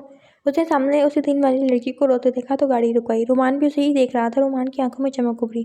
उसे वो सब आंखों वाली लड़की उसी दिन पसंद आई थी। सर मुझे 2 मिनट मिल सकते हैं? उसने हिम्मत करते हुए पूछा। तो वायलेट ने उसकी नज़रों के ताक़ुब में देखा। जानते हो इसे? वायलेट ये वही है जो उस दिन गाड़ी के सामने ज़ाती तौर पर, वायलेट ने सुलगाते पूछा, जो बेचैन ही हुआ चला जा रहा था बाहर जाने के लिए। नहीं। उसने वायलेट की आंखों में देखा। जहाँ वार्निंग थी वो संभला और सीधा होकर बैठा था। अभी जाओ इस जगह के मालिक के पास और काम घंटे में हो जाना चाहिए। आउट। वो चिल्लाए तो रुमान भागकर गाड़ी से उतरा और मुखालिफ से मत गुम हो गया। सर चलें? क्या मैंने ऐसा कुछ कहा? ड्राइवर झिझका। वायलेट ने आंखों पर चश्मा लगाया और गाड़ी का शीशा नीचे किया ताकि सुन सके वो लड़की क्या बात कर रही थी। अभी तुम नाराज तो ना हो? बुज़ार भाई को बोलेंगे, वो ला देंगे। नहीं, मुझे उसने क्यों बाहर निकाला? क्या मैं झूठी हूँ जो उसे धोखा देती? मैंने कहा था एक के पैसे कल दे दूंगी। उसकी सुई वहीं अड़ी थी। अब वो गाल रगड़ रही थी जो सुर्ख हो गए थे। सुर्ख फ्राक में छोटी वो छुई मुई सी लड़की थी जिसका चेहरा चमकता, भूरे बाल, सब्ज़ आंखें और एक गाल में बढ़ता गड़ा किसी को भी अपनी जानिब मतवज्जा कर सकता था। प्यारी लड़की, क्या मैं कोई मदद कर सकता हूँ तुम्हारी? एक नौजवान मर्द ने उसे देखते ऑफर की। नहीं। उसने स्टैफी का हाथ पकड़ा। उस आदमी से आगे निकल आई तो आदमी भी कंधे उचकाता चला गया। अंदर जाओ, कपकेक का सारा हिस्सा खरीदो और उसके लड़के के घर पहुंचाओ। उसने फ़ोन कान से लगाते अपने आदमी को हुक्म दिया। उसने ऐसा क्यों किया था वो नहीं जानता था कि उसके दिमाग में क्या चल रहा है। वो गाड़ी का शीशा ऊपर चढ़ाता कि सामने के मंजर पर उसने मुठ्ठियाँ भींच दी। वो लड़की किसी लड़के से टकराई थी, सिर्फ टकराई थी। उसने गौर उसके हाथ पर किया जिसने उस लड़की के बाजू पर, सफ़ेद बाजू पर गलाजत से फहरा था। उसके चेहरे पर पूरी सराज मुस्कुराहट छाई थी। जिस चीज़ पर मेरी नज़र पड़ जाए उसे कोई नहीं छीन सकता जब वो मेरी नज़रों से ओझल ना हो जाए। चलाओ गाड़ी। फिर वो मुस्कुराया। 10 सेकंड बाद इस माहौल में गाड़ी गोली की आवाज़ गूंजी थी जो उस लड़के के हाथ पर लगी। वो मुस्कुराया। वायलेट का निशाना अपने शिकार पर ना लगे ये मुमकिन नहीं था। अगले रोज़ घर में कहराम बरपा था जिसकी एक भनक अब तक उसे ना लगी थी। जबरेज रुखसती की दरख्वास्त कर चुका था दादी से, जो दादी को मुनासिब भी लगी। वो भी अपनी जिम्मेदारी अब पूरी करना चाहती थी। माँ को अब जबरेज को सौंपना चाहते थे और इसी का इंतज़ार कर रही थी कि वो आए और उससे बात करे। और वो सुनते हत्थे से उखड़ गई। किसकी रुखसती? किसकी बात हो रही है? लड़की, तुम्हारा दिमाग तो ख़राब नहीं हो गया? तुम्हारा निकाह हुआ था, रुखसती की बात भी तुम्हारी ही होगी। वो ज़रा सख्ती से बोली थी। मुझे कोई रुखसती नहीं करनी और जबरेज के साथ तो बिल्कुल भी नहीं। दिमाग ख़राब हो गया है? मेरी सालों की परवरिश को मिट्टी में मिलाने चली हो तुम? दादी गज़बनाक अंदाज में बोली। दादी प्लीज़ समझें। वो मिन्नतों पे उतर आई। क्या तुम भूल गई हो इस निकाह को? इतनी बच्ची भी ना थी कि तुम्हें याद ना हो। तुम पर बहुत बार मैंने वाज़ेह किया है कि तुम जबरेज की अमानत हो। दादी प्लीज़ मेरी बात सुने। क्या सुनूं? क्या सुनाना चाहती हो? मेरी बेटी की औलाद इस तरह का कुछ करेगी मुझे अंदाज़ा होता था उनके साथ ही मनोमट्टी तले सो जाती तभी। दादी प्लीज़, अगर वक्त लेना चाहती हो तो बताओ। जहाँ इस लड़की ने इतने साल गुजारे हैं अब भी कुछ वक्त गुजार लेगा। वो मेरा पुता है, मेरी कोई बात नहीं टालेगा। वो फ़ख्र से बोली। मैं किसी और से मोहब्बत करती हूँ। जबरेज को वो नहीं जानती थी बिल्कुल भी। उसकी आदत, उसका रहना सहना, कैसे किसी एक अनजान शख्स से वो शादी कर लेती। उसे खुद के लिए कुछ करना था, इसलिए जो समझ आया बोल दिया। फाखरा बेगम के सर पर जैसे सातों आसमान गा गिरे थे। वो उठी और ज़िंदगी में पहली बार उनका हाथ उठा था। चटाख! क्या बकवास है? दोबारा बोलो। तुम्हारी इतनी हिम्मत, तुम निकाह में होते हुए इस तरह घटिया बात कह गई हो? उन्होंने फूलों की तरह पाला था उसे, उसकी हर जायज़ बात को माना था, जिसका सिला आज वो कुछ यूँ दे रही थी उन्हें। और वो ये सब किस मुँह से बताती जबरेज को, जिसने सारी ज़िंदगी उनके लिए वक्फ कर दी और उसकी अमानत की हिफाजत भी ना कर सकी वो। मैं वही करूँगी जो मुझे करना है। वो रोते हुए बोली तो वो थम गई। वो बागी हो गई थी। कैसे उन्हें पता ना चला? कैसे सब उनकी नाक के नीचे कर गई? तो मुझे यहाँ से एक कदम बाहर निकाल कर दिखाओ, मैं तुम्हारी कब्र बनवा दूंगी यहाँ। तुम्हें ज़रा ख्याल नहीं आया अपनी मरहूम माँ का, जिसने ये निकाह करवाया था? तो तुम्हें ज़रा लाज ना रखी इस तरबियत की? यह हक है मेरा, आप ये सब नहीं कह सकते। आज जबरेज को उस पर फोकियत दे गई थी वो, जो उसे बिल्कुल पसंद आया था। हमारा दिन तुम्हें हक तब देता है जब तुम किसी के निकाह में ना होती है, लेकिन किसी के निकाह में होते हुए और जानते हुए कि किसी की अमानत हो तुमने गद्दारी की, इस रिश्ते की अमानत में खयानत की, रब के बनाए इस रिश्ते की तौहीन की। वो चिल्ला रही थी। दादी प्लीज़, मैं उसके साथ कैसे रह लूँ जब मुझे किसी और से मोहब्बत है? कौन है वो सीधी होती बोली तो उनके कदमों में जान गिरी। आलियान, मेरी नाक के नीचे तो तुम ये कर रही थी? माँ, मुझे शर्म आ रही है खुद से। बेहद शर्मिंदा हूँ मैं तेरी माँ से, जबरेज से। मैं कैसे किसी को मुँह दिखाऊंगी? एक लड़की न संभाली गई मुझसे। उनकी आंखों से आंसू गिरने लगे तो वो तड़प उठी। दादी माँ, ये बात कान खोल कर सुन लो। हालात अब बदतरीन हो जाए या बेहतर से बेहतरीन, तो मेरे लिए मर गई। वो कहती बाहर निकल गई तो मैं वहीं पड़ी सिसकने लगी और उसे तब आया जब वो वापस आई। दादी मेरी बात। कल रुखसती की बात मैंने जबरेज़ को फ़ोन करके कह चुकी हूँ। वो हतमी अंदाज में बोले, नहीं मुझे ये मंज़ूर नहीं, तो निकल जाओ इस घर से, इस घर के दरवाजे बंद हैं तुम पर। वो कहती वहीं बैठ गई और वो तो थम ही गई थी। दादी निकलो, मुझे नज़र मत आना। माहे कामिल, नहीं तो मैं भूल जाऊंगी कि मेरे छोटे बेटे की इकलौती औलाद हो तुम। वो रोते हुए चिल्लाई तो वो बाहर निकल गई। कुछ बचा था क्या? कुछ भी नहीं। उन्होंने जबरेज़ को चुना था। उन्होंने फ़ोन करके जबरेज़ को बुलाया और उसे सब बताती। वो न जाने कितनी बार रोते हुए बेहोश हुई थी और वो जो रुखसती का सुनकर न जाने कितनी तैयारियां कर चुका था। साकर बैठा रह गया। मेरी दादी को रुलाया तुमने माँ, इसका बदला फिर पहले बेवफाई का, लेकिन भूल जाओ मेरे अलावा किसी का मैं तुम्हें होने दूंगा। वो चली गई थी।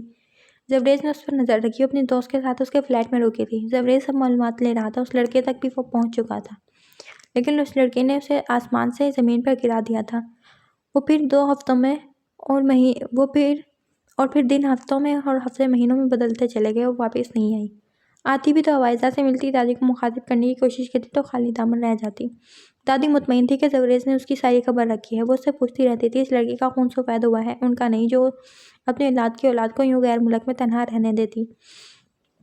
वो वकालत का पहला केस ले चुकी थी, जिसे जीत भी गई थी, और आज मिठाई लेकर आई थी इस उम्मीद पर कि दादी को मना लेगी। क्यों आई हो? उसे देखते तो अवाइजा तो खुश हुई थी, लेकिन वो अब तक वैसी ही थी जैसे वो छोड़ के गई थी। दादी, मैं अपना पहला केस जीत गई हूँ और अफसोस, जिंदगी का सबसे बड़ा केस हार गई तुम, यहाँ भी और अपने रब के दर पर भी। वो कहती हुई खड़ी हो गई। दादी, आप मुझे माफ़ कब करेंगी? जब तुम अपनी ज़िंदगी के साथ संजीदा हो जाओगी। जबरेज़ से माफ़ी मांगो और अपने रिश्ते के साथ इंसाफ करो।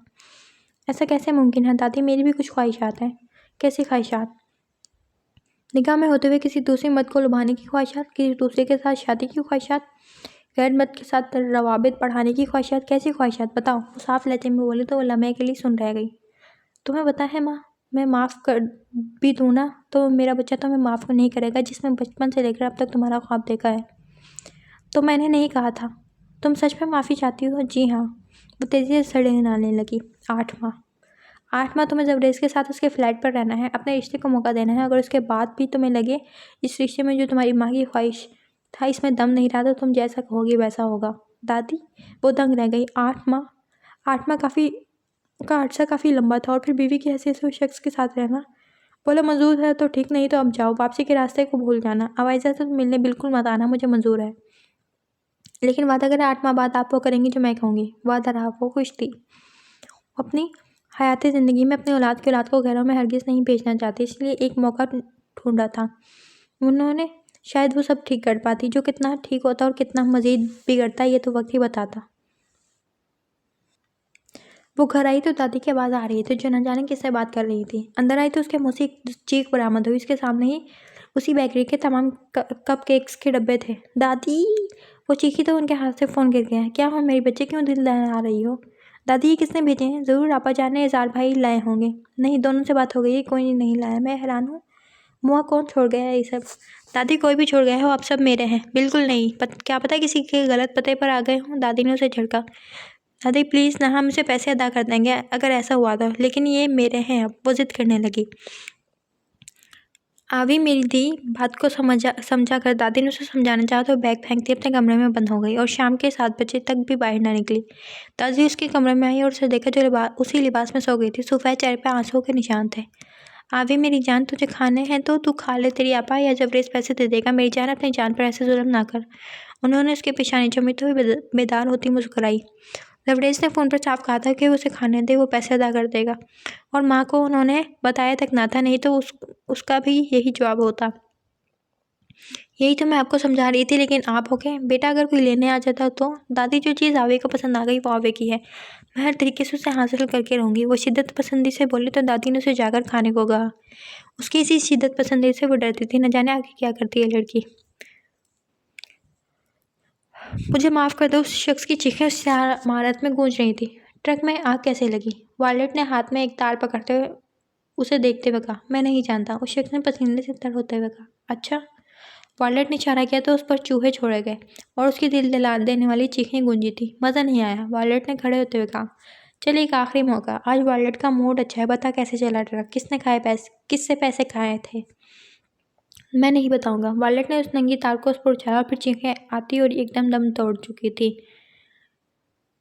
वायलट जानता था ये काम किसका है, लेकिन इससे उगलवाना चाहता था। लेकिन वो शख्स शायद अपने मालिक का खासा वफादार कुत्ता था। खाकवानी अच्छे लोग रखे हैं तुमने, पर अफसोस वायलट से होशियारी अजमेर में मुमकिन नहीं। वो कहता वहां से निकल गया और दूसरे सेल में आया और शख्स को देखा जिसकी आंखों पर काली पट्टी बंधी थी। वो शायद नींद में था।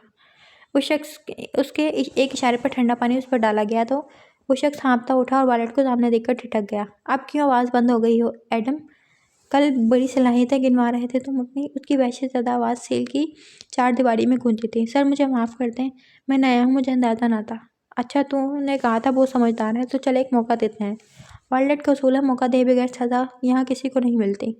मैं सब करूँगा। वो शख्स तेजी से खड़ा होता हुआ बोला। एक शख्स से बेकरी खरीदनी चाहिए है, लेकिन वो सीधे तरीके से नहीं मान रहा। अब तो वो मुफ्त में उससे वो जगह मेरे नाम करवा तो तुझे मानूं। सर वो शख्स हैरान हुआ, कैसे किसी की लीगली खरीदी हुई जगह को उसके नाम करवाता।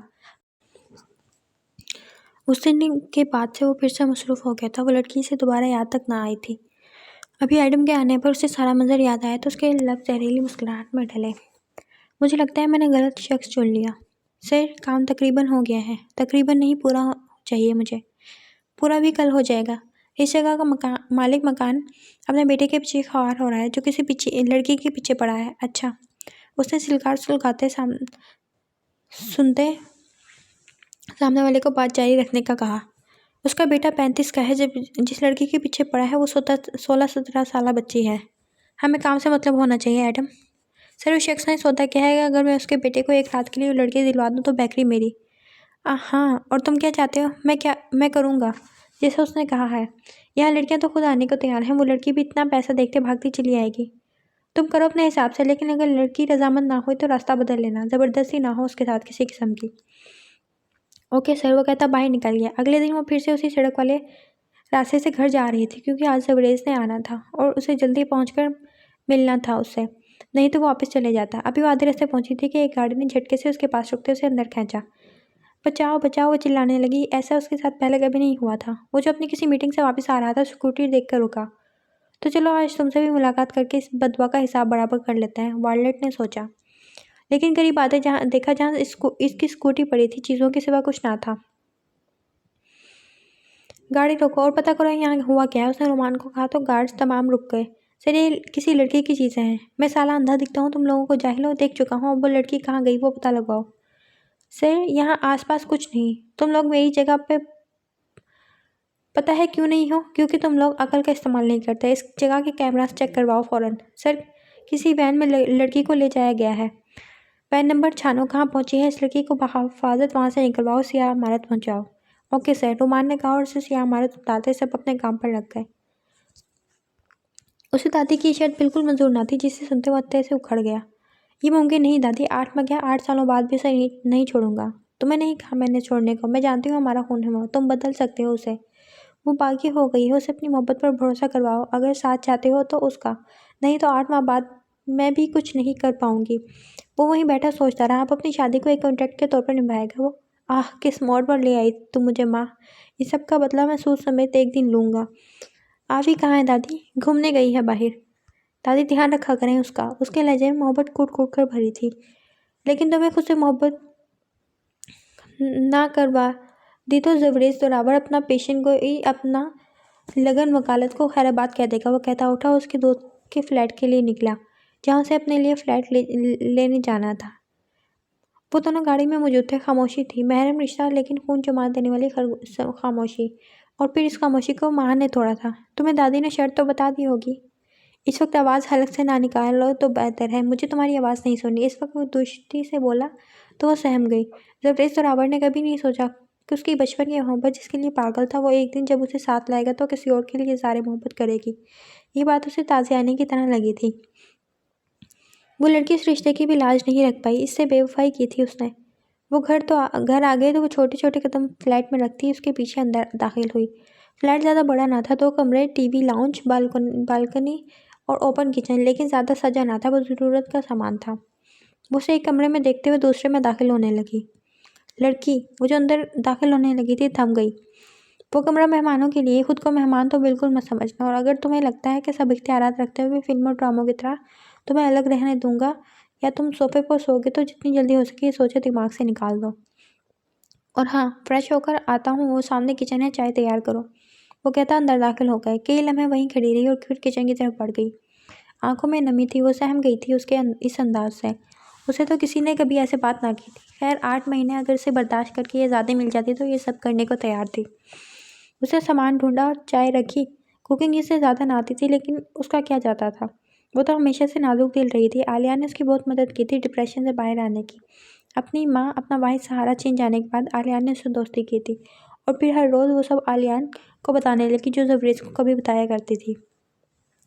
मुख्तसर ये कि उसने जबरेज़ तोरावर को आलियान चौधरी से रिप्लेस कर दिया था। ये जाने बिना के लोग आते हैं चले जाते हैं, हाल माजी बन जाता है और फिर मुस्तकबिल हाल नई चीज़ें पसंद आती हैं और पुरानी चीज़ों पर गलबा पा लेती हैं। नई इस दुनिया में हर तरह की चीज़ों की रिप्लेसमेंट हो सकती है। सब खरीद कर दिल को समझाया जा सकता है। ये सस्ती चीज़ें खरीद कर खुद को तसल्ली दी जा सकती है। दिल जुड़ता है फिर टूट जाता है, लोग चले जाते हैं या उन्हें आने वाले नए लोग रिप्लेस कर देते हैं, लेकिन कुछ अगर इस दुनिया में रिप्लेस नहीं होता तो वो हैं जज्बात। और जबरेज़ ने उसे उन 25-26 सालों में कभी भी रिप्लेस तो किया, सोचा भी नहीं था ऐसा। जज्बात जो पहले उस शख्स के लिए थे, उस दिल के ऊंचे मकाम पर खामोशी से फाइज हुआ था। फिर दुनिया उसे लाख बुरा समझे, फ़र्क क्या पड़ता है। उसकी जगह 10 नए लोग आ जाएं तो मैं शर्त लगा सकती हूँ वो 10 लोग मिलकर उस एक शख्स को रिप्लेस नहीं कर सकते। माँ की हर गलती के बावजूद भी वो आज उसके आगे खड़ा था, उसे साथ लाया था। शायद सब मर्दों में इतना ज़र्फ नहीं होता कि अपनी मनगुहा के मुंह से किसी और का नाम का इज़हार मोहब्बत सुनते उसे अपनाए। वो शख्स फिर मौजूद हो या ना हो, कोई फ़र्क नहीं पड़ता। दुनिया बेशक कुछ भी समझे, लेकिन हम दिल में मौजूद शख्स को दिल के एक कोने में कैद करके इस दरवाजे पर ताला लगाते हैं। उस एक जगह पर किसी की सारी उम्र भर नहीं हो पाती। कोई शख्स, कोई चीज़, कोई दौलत उस एक शख्स के लिए जज्बात को रिप्लेस नहीं कर सकता। दिल का मुकाम कोई नहीं पा सकता। कोई दिल के इस मकाम पर फाइज ना हो सकता जिससे उस बचपन से लेकर अब तक माहे कामिल थी। उसे हैरत होती थी उन लोगों पर जो दूसरों को तसल्ली देते थे कि तुम्हें इससे बेहतर मिल जाएगा क्या। हमने उससे बेहतर की तलब की थी? नहीं, मर कर भी नहीं। जो दिल में बस गया ना, फिर वो बेहतरीन क्या बेहतर भी ना हो तब भी दिल को वही चाहिए। वही एक मखसूस शख्स, कोई उसके बराबर का हो ही नहीं सकता। ये दुनिया की दी फ़कत चंद लफ्ज़ की तसल्लियाँ कम अज़ कम इसे तो नहीं चाहिए थी। शाम हो गई थी, लेकिन वो घर ना पहुंची थी। दादी का बीपी लो होता जा रहा था। माँ भी आ गई थी उसकी गैर मौजूदगी का सुनते। मैं देखती हूँ जाकर खुद। माँ जो कब से चक्कर काट रही थी बाहर निकल गई कि अब वो और इंतज़ार नहीं कर सकती थी। वो अपने काम में मसरूफ़ भूल गया था कि उसने क्या काम अपने बंदे को दिया है। रात के खाने पर उसके मुलाज़िमों ने उसे कमरे में मौजूद वजूद के लिए खाना ले जाने का पूछा। कौन? सर, रुमान किसी लड़की को शाम में लाया था, आपके साथ वाले कमरे में मौजूद है वो। ओह! उसने हाथ साफ किया और अंदर की तरफ बढ़ा। अंदर दाखिल हुआ जहाँ सामने बिस्तर में दुबकी बैठी थी। उसके करीब गया तो वो छुई हुई सी लड़की बिस्तर में दुबकी थी। सफ़ेद मलाई जैसे गालों पर हाथ की उंगलियों के निशान थे और होंठ का किनारा फटा था। वायलेट अपनी नज़रों से हुस्न से हटा ना पाया। इतना शफ़ाफ़ और पाकीज़ा हुस्न उसने कभी नहीं देखा था। हज़ार लड़कियां उसके नज़दीक ज़रूर आई थीं, लेकिन किसी के चेहरे पर यह मासूमियत ना थी। जहाँ था वहीं खड़ा रह गया।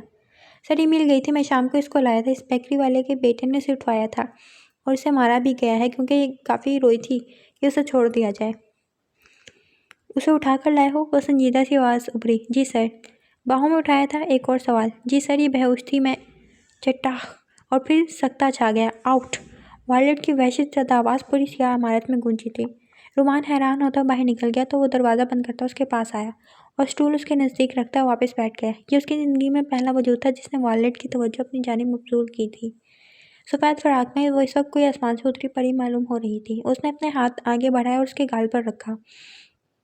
उसके वजूद में दूर कहीं हल्की सी दरार पड़ी थी शायद। उसने फ़ौरन अपना हाथ हटाया। ऐसा ना करता तो शायद उस वजूद को वो मैला कर देता।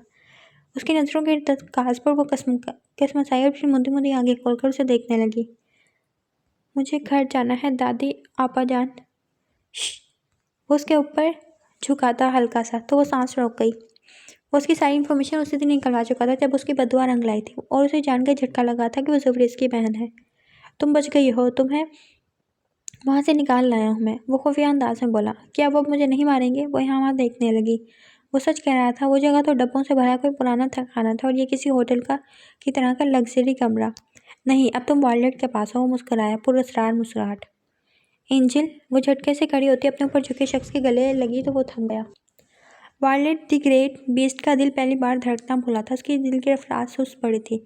आज तक किसी की हिम्मत न हुई कि इसके करीब होकर बात भी करता, और सामने वजूद उसकी गर्दन में बाजू बांधे हुए था। तुम तो एंजल हो मेरे, तुमने मुझे बचाया है। पता है उसने मुझे मारा था, मेरे कितने बाल टूटे थे, और शख्स ने मुझे यहाँ काटा था। वो पीछे होती उसे अपनी गर्दन दिखाने लगी। वायलेट वापस अपनी जून में लौटा। उसकी गर्दन पर पड़े निशान को देखने उसने खुद में लावा उबलता महसूस किया था। इन सबको सज़ा मिलेगी, वो बोला, और अब उसकी नज़रें सामने दीवार पर थी। क्या सच में तुम उन्हें मारोगे? मुझे पहले ही पता था तुम कोई हीरो हो, लेकिन उस दिन तुमने मुझे रुलाया था, वो उसे पहचान गई थी। अब क्या चाहती हो? वो फिर से बोला। मुझे घर जाना है, वो नज़रें झुकाती बोली। ड्राइवर छोड़ आएगा, जाओ। वायलेट ने कदम कदम बाइक की तरफ बढ़ाया और फिर गुम हो गया। वो भी उसके पीछे बाहर निकली तो लेकिन वो तो कहीं गायब भी हो गया था। वो रोशनी की तरफ जाती मेन दरवाजे पर पहुंची, जहाँ ड्राइवर पहले ही खड़ा था शायद। क्या आप मुझे मेरे घर छोड़ाएंगे? जी मैम, आ जाएं, ड्राइवर ने ताबेदारी से कहा था। उसके पीछे चलती गाड़ी तक आई। गाड़ी में बैठने से पहले उसने किसी एहसास के तहत पलट कर पीछे देखा, और नजरें ऊपर टायर्स पर गईं जहाँ वो खड़ा था, लेकिन नजरें आसमान पर थी। एंजल, वो नीचे से चिल्लाई तो वो मुतवज्जह हुआ। शुक्रिया, आप तुम आवे के खास दोस्त हो। अगली बार तुम्हारे लिए भी कपकेक्स लाऊंगी। पाए वो वहीं से चिल्ला रही थी। वो क्या स्याह मर्द का हर फर्द साकिन था। उस क्या इन 8 माह में वो इससे छुटकारा पा पाएगी? उसे तो लगता था ज़बरदस्त को उससे मोहब्बत है, लेकिन उसका लहजा उन सब के बरक्स था। वो वापस आया तो वहीं खड़ी थी, चाय सूख गई थी। उसने आगे होते चूल्हा बंद किया तो वो होश में आई। ध्यान कहाँ है तुम्हारा? मैं मुलाजमा तो नहीं हूँ आपकी, वो धीमे लहजे में बोली। क्या मैंने ऐसे कहा कि तुम मेरी मुलाजमा हो, या आते ही घर का कौन सा काम ऐसा करवाया है, या अपने जूते साफ करवाए हैं जो तुम्हें लगा मैंने तुम्हें मुलाजमा बना दिया? हमारे दिन में नहीं नहीं, हकूक़ फ़राइज़ कहते हैं माहे कामिल मैडम, जल्दी सिखा दूंगा तुम्हें। तो फिर आप पर भी बहुत से फ़राइज़ हैं मेरे। वो न जाने क्यों लेकिन बोल गई थी। बिल्कुल, हज़ारों हैं, सब पूरे करूँगा, लेकिन तब जब मुझे लगा कि तुम मेरी बीवी बनने के काबिल हो। वो उसे लाजवाब करता वापस दूध पतीली में डालने लगा। क्या मैं जाऊँ? वो मुस्कुराया। उसे ज़ेर करना इतना मुश्किल नहीं था जो आज पहले ही दिन उसे इजाज़त तलब कर रही थी। चाय पियोगी? नहीं नहीं तो बनाना सीखो यहाँ खड़ी होकर। वो संजीदा सा बोला तो माँ को गुस्सा आया था, लेकिन फिर ध्यान से उसे देखने लगी, जो तेज़ी से हाथ चला रहा था। उसे लगा नहीं था कि इतना नाम कमाने के बाद वो इस छोटे से फ्लैट में बिना किसी सहूलियात के रह रहा होगा। बैठो अब। मैं क्या करूँगी यहाँ? मेरा मुँह देखना, और बहुत सी बातें तुम्हें क्लियर करनी है आज मैंने। तो आफ्टर ऑल, निकाह के इतने साल बाद रुखसती मेरी झोली में डाल ही दी। उसके चेहरे पर तमस्कुर फैला था। तुम अपनी वकालत जारी रखो, कोई रोक टोक नहीं, लेकिन हर केस को तुम मुझसे पूछकर हाँ करोगी। दूसरा, काम बांट लेते हैं। अब तुम मेरी बीवी हो तो तुम्हारा हक भी बनता है इस घर पर। तीसरा, दादी से मैंने तुम्हें ऊंची आवाज़ में बात करता ना सुनो। आखिरी बात, अपने गैर रिश्तों को मेरे इस रिश्ते से दूर रखना माहे कामिल, नहीं तो मैं भूल जाऊंगा कि बचपन की मोहब्बत हुआ करती थी तुम। वो कहता चाय का आखिरी घूंट पीता उठकर अंदर चला गया, और वो वहीं बैठी रह गई। कितना मुश्किल था सब। वो बचपन की मोहब्बत थी तो क्या अब उसे मुझसे मोहब्बत नहीं? ये सवाल उसके दिल में उठा था, लेकिन फिर दबा गई। क्या ही फ़र्क पड़ता था। वो उठकर अंदर गई तो वो लेट चुका था। उसने बत्ती जलाई और यहाँ वहाँ देखने लगी। कोई सोफ़ा नहीं है यहाँ आकर लेटो। थोड़ा छोटा है बेड, लेकिन इतना भी नहीं। बेड वाकई बड़ा ना था, लेकिन बहुत छोटा भी ना था। वो बिना चेंज किए आकर दूसरी सिमत करवट लेकर लेट गई कि इस वक्त वो दिमागी तौर पर बहुत थक गई थी। उसके सोने का इंतज़ार वो कर रहा था। उसकी गहरी सांसों की आवाज़ कमरे में बिखरी तो वो मुस्कराया और फिर खींच कर उसे अपने करीब किया। मैं शुक्रगुजार हूँ तेरा कि तूने मुझे वो दिया जिसकी चाहत मैंने बरसों से की थी। माहे कामिल, तुम मेरी मोहब्बत हो। ये मोहब्बत अब हर दिन के साथ बढ़ेगी ही। तुम्हें देखते तुम्हें पास महसूस करते मेरे दिल की धड़कनों में इंतशार बढ़ता है। मैं सिर्फ तुम्हारी आंखों में खुद के लिए मोहब्बत देखना चाहता हूँ। मैं चाहता हूँ तुम्हारे दिलो दिमाग पर मैं रहूँ, सिर्फ मैं। वो शिद्दत पसंदी से बोलता उसे अपने हिसार में ले गया। यह एहसास ही दिल मोह लेने वाला था कि आज उसकी बीवी, उसकी मोहब्बत उसके पास उसके हिसार में थी। उसकी तरफ झुकते उसने गहरा सांस भरते उसकी खुशबू को खुद में उतारा। वो गहरी नींद सोती थी या आज थकावट की वजह से ऐसा था, वो अंदाज़ा ना लगा पाया, और फिर खुद भी आंखें मूंद गया। सुबह उसके उठने से पहले ही वो उठ गया था, लेकिन बाहर वॉक के लिए चला गया, और वापस आया तो अब तक सो रही थी। उसके करीब आते ही बैठा और उसके चेहरे से बाल उठाया। माहे कामिल? नींद में थी वो। उठो। अभी नहीं, मुझे और सोना है। वो नींद में बुड़बुड़ाई तो जबरेज दरावर ने उसके गले से शर्ट में उंगली रखते झटके से अपनी तरफ खींचा। वो उसके सीने से लगी तो 14 तबक रोशनी में आंखें फाड़ कर उसे देखने लगी। क्या हुआ? उठो, कपड़े निकालो मेरे और नाश्ता बनाओ, उसने कहा तो संजीदगी से उसे देखने लगी। मुझे सोना है। मेरे जाने के बाद सो जाना, अभी उठो। रूटीन बनाओ, जब मैं घर में हूँ तब तुम सो नहीं सकती, मेरे जाने के बाद बेशक जितना मर्जी सोना। वो उसे लम्हा ब लम्हे नए रूल्स बता रहा था। वो उठने लगा और फिर वापस सूटकेस की तरफ हाथ बढ़ाया तो वो बर्क रफ्तारी से पीछे हुई। दोबारा ये हरकत ना हो। उसने हाथ बढ़ाया, उसके माथे को हल्का सा मसला जो उसके सीने से जोर से टकराया था। उठो, शाबाश। उसका गाल थपथपाता हुआ चला गया तो उसे भी उठना पड़ा। जब रेज ने सारी रात सोचा था उसके बारे में, वो सख्ती करता तो वो मजीद बदजन हो जाती उससे।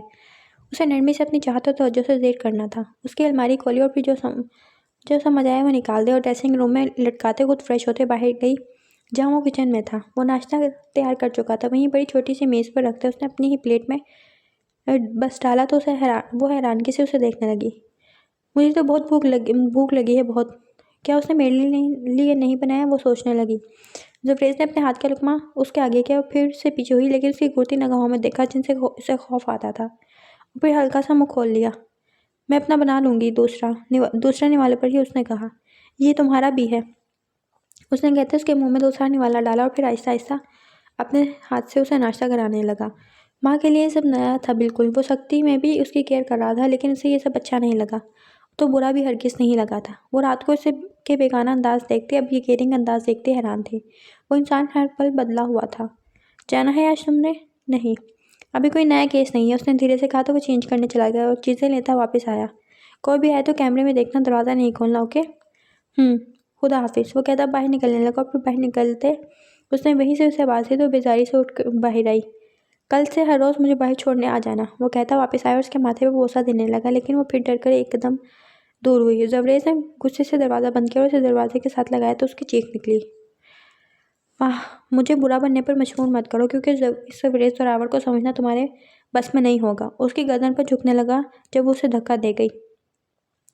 मैं आपकी खरीदी गुलाम नहीं हूँ, कल से सब बर्दाश्त कर रही हूँ, लेकिन शायद आप संभल जाएं। लेकिन नहीं है तो मर्द ना आना आ रही हैं बीच में। मुझे आपका नज़दीक होना बेआराम करता है, लिहाजा फासला रखें। मैं हमेशा के लिए यहाँ नहीं आई। और जबरेज उसके बाल पीछे से मुट्ठी में दबोचे उसका सर ऊंचा किया था। मेरे सामने आज तो ये बकवास कर ली, दोबारा मत करना। ढील दे रहा हूँ तो हद में रहो और करीब आने की बातें मुझे मत सिखाओ। मेरी बीवी हो तुम, मेरी मलकियत में कब चाहूँ कब करीब आऊँ। रोक सकती हो तो रोक लेना। वो झटके से उसकी गर्दन पर झुका। माँ ने अपने जिस्म पर पहली बार किसी मर्द का लम्स महसूस किया था। वो तड़प गई। जबरेज ने उसकी गर्दन पर दांत रखे तो उसके मुंह से हल्की सी इसकी बरामद हुई। फिर वहीं अपने लब रखा पीछे हुआ। अगर वो जख्म देना जानता था तो मरहम भी रखना बखूबी जानता था। काश ये बात माहे कामिल को जल्द समझ आ जाती। लो हो गया करीब तुम्हारे जिस्म के। तुम्हारी रूह पर पहला लम्स जबरेज जोरावर का मुबारक हो। I hate you. वो आंखों में आंसू लिए चिल्लाई। आंसू साफ करो और आवाज़ आहिस्ता। मुझ पर चिल्लाओ, पूरी कॉलोनी का मत सुनाओ। वो कहता है इस झटके से पीछे करता बाहर निकल गया तो वह दरवाजे के साथ बैठती चली गई। मैं कमज़ोर नहीं हूँ, मैं कमज़ोर नहीं पड़ूंगी तुम्हारे सामने मिस्टर जबरेज जोरावर। वो चलाई और अपनी गर्दन को हाथ से रगड़ने लगी। उस दिन के बाद से वो उसे नहीं मिली थी, क्योंकि अवाइजा की बड़ी बहन ने इस वाक़ये के बाद उसका बाहर निकलना बंद कर दिया था। वो आहिस्ता आहिस्ता उसमें दिलचस्पी लेने लगा था। अब भी वो उसी बेकरी में बैठा था। उस लड़के को उसके लोग भी सौदा दे सकते थे, लेकिन आज वहाँ खुद वहाँ के मालिक से मिलने आया था। उसके दाखिल होते ही पूरी बेकरी के अलार्म्स बजाकर खाली करवा दिया गया था, क्योंकि आज बेकरी का मालिक खुद मौजूद था। वो इसी की आमद का सुनते आए थे। अब पूरी बेकरी में उनका राज था। वार्लेट अपने आदमियों के घेरे में बैठा था। तुम्हें अंदाज़ा है मैं कौन हूँ? उसने टांग पे टांग चढ़ाते हुए कहा। इतने लोगों की फौज देखकर कोई बड़े इंसान ही मालूम होते हो, बेकरी वाले ने आम से अंदाज में कहा। और अगर मैं ये कहूँ कि ये इलाका मेरा है तो इसमें भी हैरत की बात नहीं, क्योंकि इससे अगला इलाका मेरे भाई का है, उसने क्रॉफर्ड से कहा। ज़ुबान को अभी से लगाम लगाओ, ये नसीहत नहीं सिर्फ टिप है, मैं मुफ्त में पहली बार दिया करता हूँ। वार्लेट सीधा होकर बैठा। देखो तुम जो कोई भी हो, क्या चाहते हो, नहीं तो अपने भाई को बुलवाऊंगा मैं। नाम बताओ अपने भाई का। वार्लेट ने अपने आदमियों को गन नीचे करने का इशारा किया, जो सबने उस आदमी के गुस्ताख लहजे पर उठाई थी। फेरोज भाई। मेरा पालतू कुत्ता है वो। अजमीर मेरा शहर है और न जाने तुर्की के कितने छोटे शहर मेरे पैसे पर चल रहे हैं। और बता क्या सुनना चाहता है? अब वो खड़ा हो गया तो सब अलर्ट हो गए। वार्लेट, उस शख्स ने हलकलाते हुए कहा। उसे अंदाजा हुआ कि वो कोई बड़ा आदमी है, लेकिन जिस शख्स का नाम हर रोज़ गली और सड़क पर सुनता था उसके सामने मौजूद होगा उसे अंदाजा ना था। अच्छा लगा सुनकर कि तुझ जैसे कीड़े मकोड़ों को मेरा नाम याद है। तो चल मुद्दे पे आते हैं। ये बेकरी चाहिए मुझे। ये मेरे वालिद की थी। मैं कैसे पहले लीगली मैंने लेना चाहिए कीमत अदा करके, और बाप की नहीं है ये तेरी। तूने जिस इंसान की जगह मारी है, मेरे बंदे उस जगह की कीमत अदा कर चुके हैं। चल शाबाश, आज रात सुबह को उजाला अजमेर पर फैलने से पहले ये जगह खाली हो जानी चाहिए। सर मुझे वक्त बकवास नहीं। और हाँ, अपने बेटे को बोल वायलेट की बेसमेंट में स्मगल हुई तमाम नई बंदूकों को वो उस पर टेस्ट करेगा अगर वो अपनी हरकतों से बाज ना आया तो। वो बाहर निकलने लगा, लेकिन सामने उसकी स्कूटी को देखते ही पहचान गया था। वो धीरे से अंदर दाखिल हुई तो देखा वो दरवाजे पर ही खड़ा था। एंजल, तुम यहाँ कैसे? वायलेट को देखते हुए भागती उस तक आई। अंदर मुझे तमाम लोगों को उस लड़की पर तरस आया था, क्योंकि वायलेट उससे मैं खुद का भी नहीं रहता था। आओ, आज हम मिलकर कपकेक्स खाएंगे। तुम्हें तो मैं अपनी मदद करने का शुक्रिया भी बोलना था। उसकी तरफ चमकती आंखों से देखती बोली। अभी नहीं, वो संजीदगी से बोला तो चश्मा आंखों पर लगाता हुआ बाहर निकलने लगा। थमा तब जब अपने फौलादी हाथ पर उसकी मखमली उंगलियों की पकड़ महसूस हुई। प्लीज़ ना, और मैं खिलाऊंगी, मेरे पास पैसे हैं, वैसे तुम भी कम अमीर नहीं हो। उसने आंखें छोटी करते कहा। वायलेट इन हाथों की गिरफ्त से खुद को आज़ाद न कर पा, लेकिन दिल उस लड़की के आगे झुकने पर हामी नहीं भर रहा था। उसने अपना हाथ उस लड़की से छुड़ाया। लड़की हाथ में रहो अपनी। वो खुद को बमुश्किल कुछ सख्त कहने से रोक गया, नहीं तो गुस्से में अक्सर खुद को ऐसी चोट लगा जाता था जिसका जख्म बढ़ते महीनों लग जाते थे। तुम तो मेरे एंजल नहीं हो, वो बोलती उससे एक कदम दूर हुई। आंखों की चमक पल में मानित पड़ी थी। सुनो लड़की, वायलेट ने उसे बुलाया, लेकिन वो नज़रअंदाज करती अंदर दाखिल हो गई तो वो भी अपने बंदों को इशारा करता गाड़ी की तरफ चल पड़ा। वो अंदर जाकर बैठ गई। बेकरी का काम फिर से शुरू हो गया था, लेकिन मालिक वहाँ से जा चुका था। आज रात उसे ये जगह खाली करनी थी। उसने कपकेक्स ऑर्डर किए और वहीं बैठ गई। उसे 2 के साथ एक फ्री मिला था। आज फ्री क्यों? वह हैरान हुई थी। आज इस बेकरी का यहाँ आखिरी दिन है, इसीलिए वेटर उसे तेज़ी से अपनी ज़ुबान में बताता चला गया तो वो उदास हुई।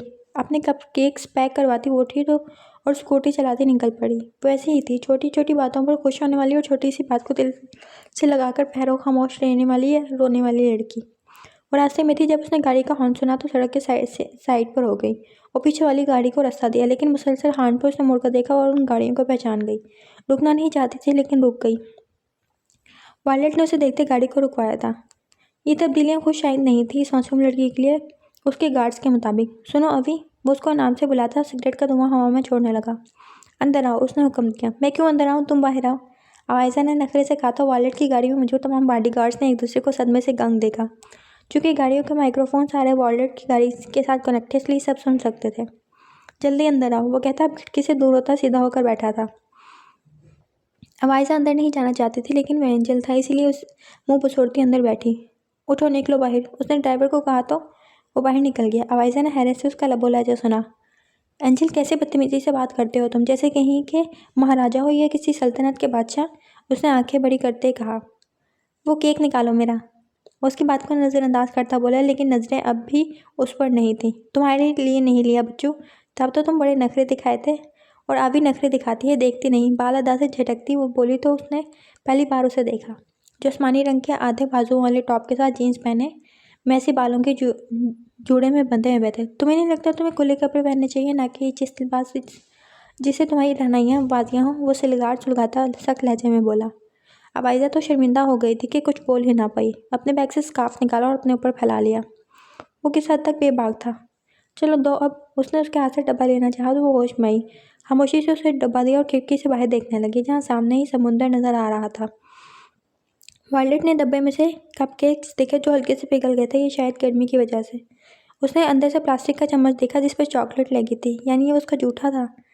उसने वो चम्मच उठाया और वहाँ लगी चॉकलेट को देखा, फिर इसी चम्मच में केक भरा, होठों के पास लाया और फिर पुरअसरार सा मुस्कुराया और चम्मच मुंह में डाल लिया। ये वायलेट डिक्रेट की ज़िंदगी से मुंसलिक उसे जानने वाला कोई हैरत से देखता तो 10 बार मर चुका होता। एंजल, तुमने मेरा जूठा ही खा लिया। अच्छा, एक ले लो अब, अगर तुम्हारा दिल चाह रहा है तो। वायलेट खामोशी से खाने लगा, फिर वो एक के बजाय दूसरा और फिर तीसरा भी खाना शुरू हो गया। एंजल, वो चीखी। वायलेट ने एक नागवार नज़र उस पर डाली तो वो झिझकी। ये मैंने अपने लिए लिए थे, आज आप ही जान ने इतनी मुश्किल से पैसे दिए थे और तुम सब खा गए, और अब वो दुकान भी नहीं खुलेगी। उसकी आंखें पल में नम हुई। पागल है ये लड़की। स्पीकर पर आवाज़ कौन दी? शायद किसी गार्ड के मुंह से निकला था जो उनको सुन सकते थे। वायलेट के माथे पर सिलवटें उभरी। उसने माइक्रोफोन बंद किया और उसको देखा जो सर झुकाए हुए था। पैसे ले लो मुझसे, वायलेट ने कहा। कोई बात नहीं, उसने सर झुकाए ही कहा। सर ऊंचा करो, संजीदगी से बोला वो तो अवाइजा ने झटके से सर उठाया। मुझे तुम्हारा सर कभी झुका ना मिले, मुझे देखकर बात किया करो, वो कह गया था ना चाहते हुए भी। एंजल, तुम तो अमीर हो, क्या मैं तुमसे कुछ मांगूं? उसने आंखें पटपटाते हुए उम्मीद से कहा। वायलट के दिल में दूर कहीं हलचल हुई थी। बोलो, लेकिन 2 सेकंड में, वक्त नहीं है ज़्यादा मेरे पास। सारा दिन वो वहाँ बोर हुई थी, ना कहीं गई थी और ना कोई आया था। उसने आलियान को फ़ोन किया लेकिन उसने नहीं उठाया। अब वो वहाँ बैठी किसी नए केस पे काम कर रही थी। उसको बहुत से केस की डिमांड आई थी कि वो लड़े। अभी वो उन सबको देख रही थी जिस पर सारा दिन लग गया था। अपने फ़ोन पे बेल आते देख उसने झटके से उठाया, आलियान की कॉल के गुमान में, लेकिन फ़ोन जबरेज़ का था। जी, सामान भेजिए है, दरवाज़ा खोल देना, गार्ड आ रहा है, आधा आधा मेरे पास है। ओके। फिर वो गेट खोलने गई। गार्ड ने कई शापर लाकर रखे जिसे वो बारी बारी उठाती अंदर चली गई। आखिरी शापर उठा रही थी जब वो सामने से आया। उसे झुक के देखकर उसने गार्ड को देखा जो वापस आ रहा था। उसके माथे की रगी उभरी। वो अंदर जा चुकी थी और उसने सामान अंदर रखा। माँ, माँ, तेज़ आवाज़ में आवाज़ें देने लगा। जो किचन में से सामान निकाल रही थी फ़ौरन बाहर आई। जबरेज़ ने शोलाबार निगाहों से उसे देखा जो अभी भी स्लीपिंग ड्रेस में थी। बेबी पिंक कलर की खुली सी शर्ट जिसका गहरा गला गहरा सा था, जो झुकने पर बेशक ज़्यादा गहरा लगता था। वो तनपन करता उसके करीब आया, उसकी शर्ट को पकड़ के खींचा। ये क्या बदतमीज़ी है? वो चीखी। मैं बदतमीज़ी कर रहा हूँ? तुम्हें ख्याल है कुछ? अपनी नहीं तो मेरी इज्जत का ख्याल कर लो। घर में तुम जो चाहे पहनो, लेकिन बाहर निकलते वक्त थोड़ा ध्यान रखा करो। बाहर क्या निकली हूँ मैं? वह हैरान थी, उसे गुस्सा क्यों आ रहा है। रुको। उसने पॉकेट से पेन निकाला और उसे ज़मीन पर फेंका। पकड़ो। माँ ने उसे हैरानगी से देखा और नीचे झुककर पेन उठाने लगी। जबरेज़ नीचे बैठा। हुलिया दुरुस्त रखना आइंदा से, वो बोला तो वो ठिठक गया और फिर शर्मिंदा होती खड़ी हो गई। आप टिपिकल मर्द हैं या पाकिस्तानी तुर्की हैं या ये सब आम है? उसने एहतजाज किया। मुझे कोई शर्मिंदगी नहीं टिपिकल मर्द होने में, और पाकिस्तान हो या तुर्की हो या लंदन, हमें अपने दायरे का पता होना चाहिए। मैं एक ही बात दोहराने का आदी नहीं हूँ, ख्याल रखना। उफ। आलिया ने उसे कभी नहीं रोका था कुछ भी करने से, कुछ भी पहनने से, लेकिन यहाँ एक ही दिन में उस पर हज़ारों पाबंदियाँ लगा चुका था। आ जाओ, खाना बनाएं। वो चेंज करके आया, थका था उसे भी कह सकता था, लेकिन वो रिश्ते में बराबरी का कायल था। वो देख चुका था अंदर उसकी फाइल्स बिखरी हैं, यानी वो भी काम कर रही थी। मुझे नहीं बनाना, बाहर से ले आएंगे, वो कहती अंदर जाने लगी। वापिस आओ फ़ौरन। बाहर का खाना बहुत खा लिया मैंने, अब घर का ही खाना है। मैं मदद कर रहा हूँ तुम्हारी, जल्दी आओ, उसने कहा तो वो पैर पटकती अंदर दाखिल हुई। चिकन पर मसाला उसने लगाए थे और फिर जबरेज़ को देखा जिसने कभी फ्राई नहीं किया था, लेकिन अब करना था। उसने झटके से एक पीस अंदर रखा और घी उछलकर उसके हाथ की पुष्ट पर पड़ा। वो जो उसे देख रहा था उसने एक कदम भी आगे नहीं बढ़ाया। शायद उसे फर्क ही ना पड़ा था उसकी तकलीफ से। उसने भारी दिल से हाथ नल के नीचे रखा और बाकी के आराम से डाले थे। उसने आगे बढ़कर उसे नहीं थामे थे। शायद कोई और औरत उसकी जगह होती तो अपने शौहर के लिए ज़रूर आगे बढ़ती। वो खामोश हो गया। वो इस रिश्ते को निभा पाएगा? पहली बार उसके जहन में ये सवाल उभरा था। वो जो धनिया काट रही थी, हल्का सा कट लगा तो मुँह से शिकारी बरामद हुई। वो फ़ौरन से उसके पास गया और उसकी उंगलियाँ देखी। ये मैं कर लूँगा, तुम उस पर बैंडेज लगा कर आओ, उसने मसरूफ़ से अंदाज में कहा तो वो शर्मिंदगी की गहराइयों में डूब गई। उसके हाथ चलने पर उसके आगे नहीं बढ़ी थी और वो उसके हल्के से कट पर दौड़ा था उसकी तरफ। वो नादिम सी चली गई और फिर बाहर ना आई। अजीब से एहसास हो रहे थे उसके। आ जाओ, खाना लगा दिया है मैंने। मुझे भूख नहीं है, आप खा लें, उसने फाइल से सर उठाए बिना कहा। तो वो खामोशी से चला गया। फिर 10 मिनट बाद वापस आया ट्रे लेकर। उसने सामने कुर्सी रखकर ट्रे गोद में रखी और पहला लुकमा बनाते उसके आगे किया। भूख नहीं, खाने को ना नहीं कहते, उसने संजीदगी से कहा तो उसने मुंह खोल लिया। मैं खा लेती हूँ। तुम काम करो, मैं खिला तो रहा हूँ, और जल्दी करो, सब ख़त्म, मूवी देखेंगे आज, उसने कहा तो वो खामोशी से काम करती उसके हाथ से खाना खाने लगी। वो बर्तन रखकर आया और चेंज करके मूवी लगाने लगा। वो अब तक फाइल्स में सर दिए बैठी थी। बंद करो इसे, बाकी कल कर लेना, अभी रहता है। माँ, रखो इनको, उसने हतमी लहजे में कहा तो उसने बंद किया और वहीं बैठी रही। वो लाइट ऑफ करता वापस आया और वो हॉरर मूवी थी कोई जो वो तजस्सुस से देखने लगी। आधी मूवी के दौरान उसे बालों की चुभन अपनी गर्दन पर महसूस हुई तो उसने ध्यान दिया वो उसकी गर्दन में मुंह दिए हुए था। आप? जबरेज़ उसकी तवज्जो ही तो अपनी तरफ करवाना चाहता था। अपनी आंखें उठाकर उसे देखा और उसके बाल कान के पीछे उड़ से। क्या क्या पसंद है तुम्हें? वापस उसके कंधे पर सिर रखते उसका हाथ थामा। माँ ने फ़ौरन अपना हाथ छुड़ाया, थोड़ा दूर होना चाहा और हो भी गई, लेकिन निगाहें जैसी जबरेज़ से दौड़ाई, डर गई। अगर नहीं चाहती मैं कुछ बुरा करूँ तो वापस आओ, उसने खतरनाक तेवर लिए कहा। उसे ये सब नागवार गुजरा था, उसका खुद से दूर जाना। डरते हुए वापस आई तो जबरेज़ ने झटके से अपनी टांगें सीधी की और उसे अपनी गोद में बिठाया। उसकी आवाज़ बंद हुई थी जैसे। क्या चाहती हो माँ? मेरा करीब आना क्यों बुरा लगता है तुम्हें? वह आहिस्ता से उसके बालों को उंगली पर लिपेटता हुआ बोला। मैं भी इस सब के लिए तैयार करो खुद को, क्योंकि यही ज़िंदगी है और मुस्तकबिल भी। उसने बहुत कुछ बाबर कराना चाहा। मुझे नींद आ रही है। सो जाओ, उसे अपने सीने से लगाते कहा तो वो बेबस हुई थी और फिर खामोश रही। न जाने उसे क्या क्या बताता रहा, शायद अपनी आज के दौरान की सारी रुदात सुना रहा था, लेकिन वो अपने ही ख्यालों में थी। फिर अपनी कमर पर उसकी रेंगती उंगलियों का लम्स महसूस करता हल्का सा पीछे हुई। वो खुमार आलूद आंखों से उसे ही देख रहा था। जबरेज ने उसे देखा, जो बिखरे बालों के साथ उसके सीने से सर उठाकर उसे देख रही थी। कमरे में सिर्फ टीवी की रोशनी थी और इन दोनों की धड़कनों का शोर। महरम रिश्ता और बचपन की मोहब्बत। वो उसके चेहरे को अपने हाथों के हाले में थामकर उस पर झुका और उसके लबों पर अपने लब रखे। वो जो उसे समझने की कोशिश कर रही थी, अपने लबों पर उसका लम्स महसूस करते उसे झटके से पीछे किया और फिर चट्टाख। जबरेज ने बेयकीनी से उसे देखा, जो वो खुद भी खौफजदा हो गई थी। ये सब क्या किया उसने? जबरेज की आंखें जबकि शिद्दत से सुर्ख पड़ गईं और दिमाग की रगें उभरी। उसने झटके से उसे बिस्तर पर धक्का दिया और उसके ऊपर झुका। मैं तुम्हें ढील दे रहा था क्योंकि ये रिश्ता मैं दिल से निभाना चाहता था, लेकिन नहीं, तुम जैसी औरतें इन सब के काबिल ही नहीं हैं। वो झुका और उसकी सांसें बंद कर गया। वो पहला लम्स जिसमें अकीदत थी, इस लम्स में सिर्फ जुनून था। जार, वो चीखी, लेकिन उसके कंधे से शर्ट खिसकाता वहां अपने दांत रख गया। उसकी रोने की आवाज़ सुनता वो उठा और अपनी शर्ट उतारकर उसके मुंह पर मारी, तो उसके रोने में और तेजी आई। अब मुझसे किसी नरमी की उम्मीद मत रखना माहे कामिल। वो उसके मुंह पर शर्ट मारते ठा की आवाज़ से दरवाज़ा बंद करता बाहर निकल गया। उसे बहुत मुश्किल से अपने जुनून को कैद किया था, नहीं तो आज वो हर बात कर जाता। उस लड़की पर वाज़ेह कर देता कि वो उसका शौहर है, लेकिन नहीं, वो रिश्तों में ज़बरदस्ती का कायल नहीं था। माह जबरेज जोरावर, अब मेरी करीब गुर्बत के लिए तड़पोगी तुम, और तुम खुद मेरे पास आओगी। वो बाहर बैठा न जाने कितने सिगरेट फूंक चुका था, जो उसने 2 दिन पहले ही खरीदा था। उसने कभी ऐसी हरकत ना की थी तुर्की जैसे शहर में रहते हुए भी, लेकिन वो लड़की से पल पल धुतकारती रसवा करने के तल पे थी। वक्त नहीं मेरे पास, कपकेक्स खाने का वक्त था, वो बुड़बुड़ाई, लेकिन वो सुन चुका था और ऊपर देखा जहाँ उसकी खतरनाक निगाहें सी पड़ती। एंजल, तुम कह रहे हो कि मैं तुम्हें देखकर बात क्या करूं? वैसे मैं कह रही हूँ, तुम मुझे देखकर कभी बात ना करना। तुम्हारी आंखें बेहद खतरनाक है। उसने बोला तो वो वाकई निगाहें मोड़ गया। बोलो लड़की, 1 सेकंड है तुम्हारे पास। एंजल, तुम तो इतने अमीर हो, तुम वो बैटरी खरीद लो, उसे चलाओ, मतलब अपने आदमियों से प्लीज़। वो यहाँ की मेरी सबसे पसंदीदा जगह है। वो पूरी उसकी तरफ घूमकर उससे दरख्वास्त करने लगी। ये मुमकिन नहीं, प्लीज़ ना एंजल, इसके बदले में तुम्हें कुछ भी दूंगी। कुछ भी? हाँ, वो ज़ोरों शोर से सर हिलाने लगी। एक रात मेरे नाम कर दो। वो कुछ सोचता शैतानी मुस्कुराहट लिए बोला। ना। उसने तेजी से सर हिलाया। शाम के 7 बजे के बाद मुझे घर से निकलने की इजाज़त नहीं। रात नहीं, लेकिन दिन तुम्हारे साथ गुजार सकती हूँ। वो बिना उसकी बात का मतलब समझे अपनी ही हाँकें गई। वो वाकई मासूम थी कि उसका पुरस्कारियत से भरा इरादा ना समझ पाई। किस दिन? हफ्ता? नहीं, ओके, इतवार। तुम सच में बैकरी खरीद लोगे ना? और एक और बात, तुम सब कपकेक्स की कीमत को कम कर देना। इतने पैसे मुझसे नहीं दिए जाते, और पहले दिन में फ्री देना।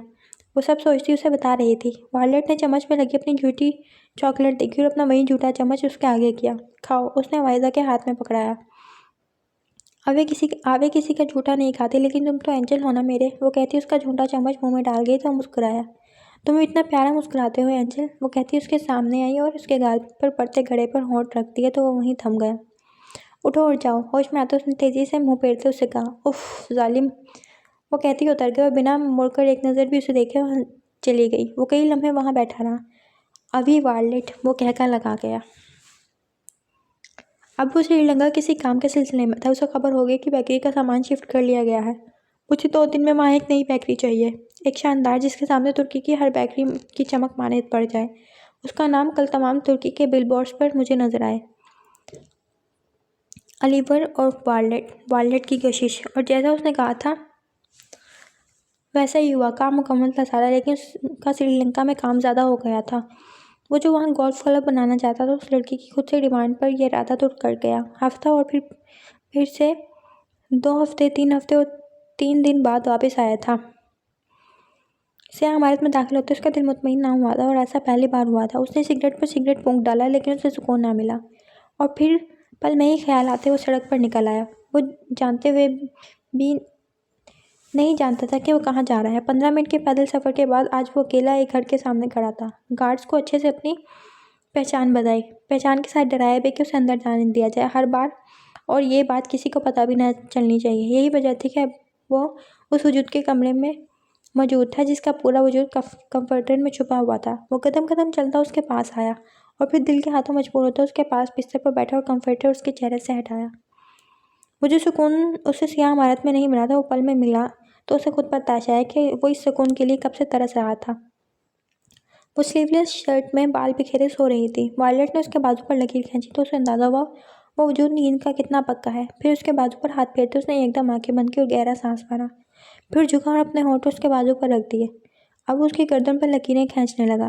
नींद में सोए वजूद ने उसका हाथ झटका था नींद में ही, लेकिन वो काफ़ी ठीक साबित हुआ। उसके वजूद पर वायलेट की मेहर लग गई है। अलीवर, ये वजूद अब वायलेट का है, क्योंकि तुम वायलेट की ख्वाहिश बन गई हो। इस दुनिया में कोई ऐसी चीज़ नहीं जिसकी तमन्ना इन 30 सालों में की हो, लेकिन तुम्हारा वजूद है जिसकी तमन्ना जाग गई है सीने में। You are my desire but not only, वो कहता उसके बाजू पर झुका और हल्का सा दांतों का दबाव बढ़ा। इससे पहले वो जागती वो गायब हो गया था। अवाइजा ने नींद में झूलते अपने बाजू पर हाथ फेरा जहाँ उसे हल्का सा दर्द महसूस हुआ था, लेकिन वो फिर सो गई, ये जाने बिना कि उसके वजूद पर वायलेट द ग्रेट बीस्ट अपनी मेहर लगा गया है। उसने वापस जाते सुकून से शावर लिया और अपने बिस्तर पर बैठकर काम करने लगा। अब मुतमईन था वो, जैसे दुनिया फतह कर ली हो। उसने लड़कियों का ब्रांड खोला और वहाँ से कई अपनी पसंद के कपड़े ऑर्डर किए। वो ऐसा करता पागल मालूम होता था, लेकिन वो वायलेट था, अपने हिसाब से करने वाला सब कुछ। तुम तो नशा हो, और ये वाहिद नशा है अली पर जो वायलेट को पसंद आया है, उसने कुछ सोचते हुए कहा।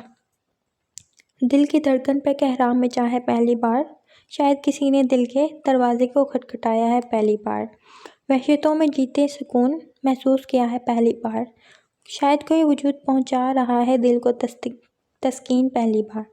इससे इमारत को रंगीन देखने की तमन्ना नहीं की, लेकिन अब लगता है हर ईंट पर चढ़ेगा रंग पहली बार।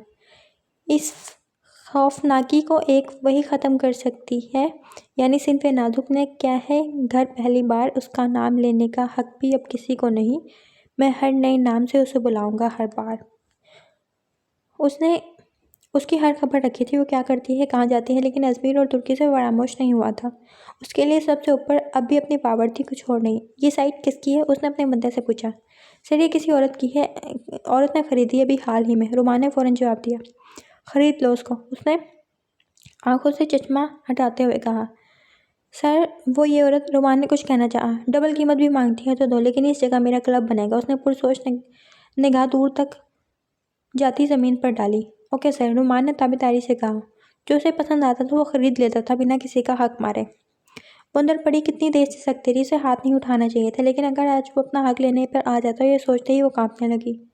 मैं माफ़ी मांग लूँगी। जो भी था वो हाथ नहीं उठाना चाहती थी, ना चाहते हुए भी, लेकिन वो उसका शोर था, हक रखता था उस पर। वो चाहता तो पहले ही रोज़ अपना हक उससे ले लेता, या अभी भी, लेकिन उसने ऐसा नहीं किया। वो हिम्मत करती उठी और बाहर आई। रात के 2:30 बज रहे थे। वो बाहर सोफे पर लेटा था। वो करीब आई और देखने की कोशिश करने लगी कि सोया है नहीं, लेकिन उसने हरकत ना की। तो उसने एसी की स्पीड स्लो की और अंदर से उसका ब्लैंकेट लाकर उसके ऊपर उड़ाया। इन सब ड्रामों की ज़रूरत नहीं है।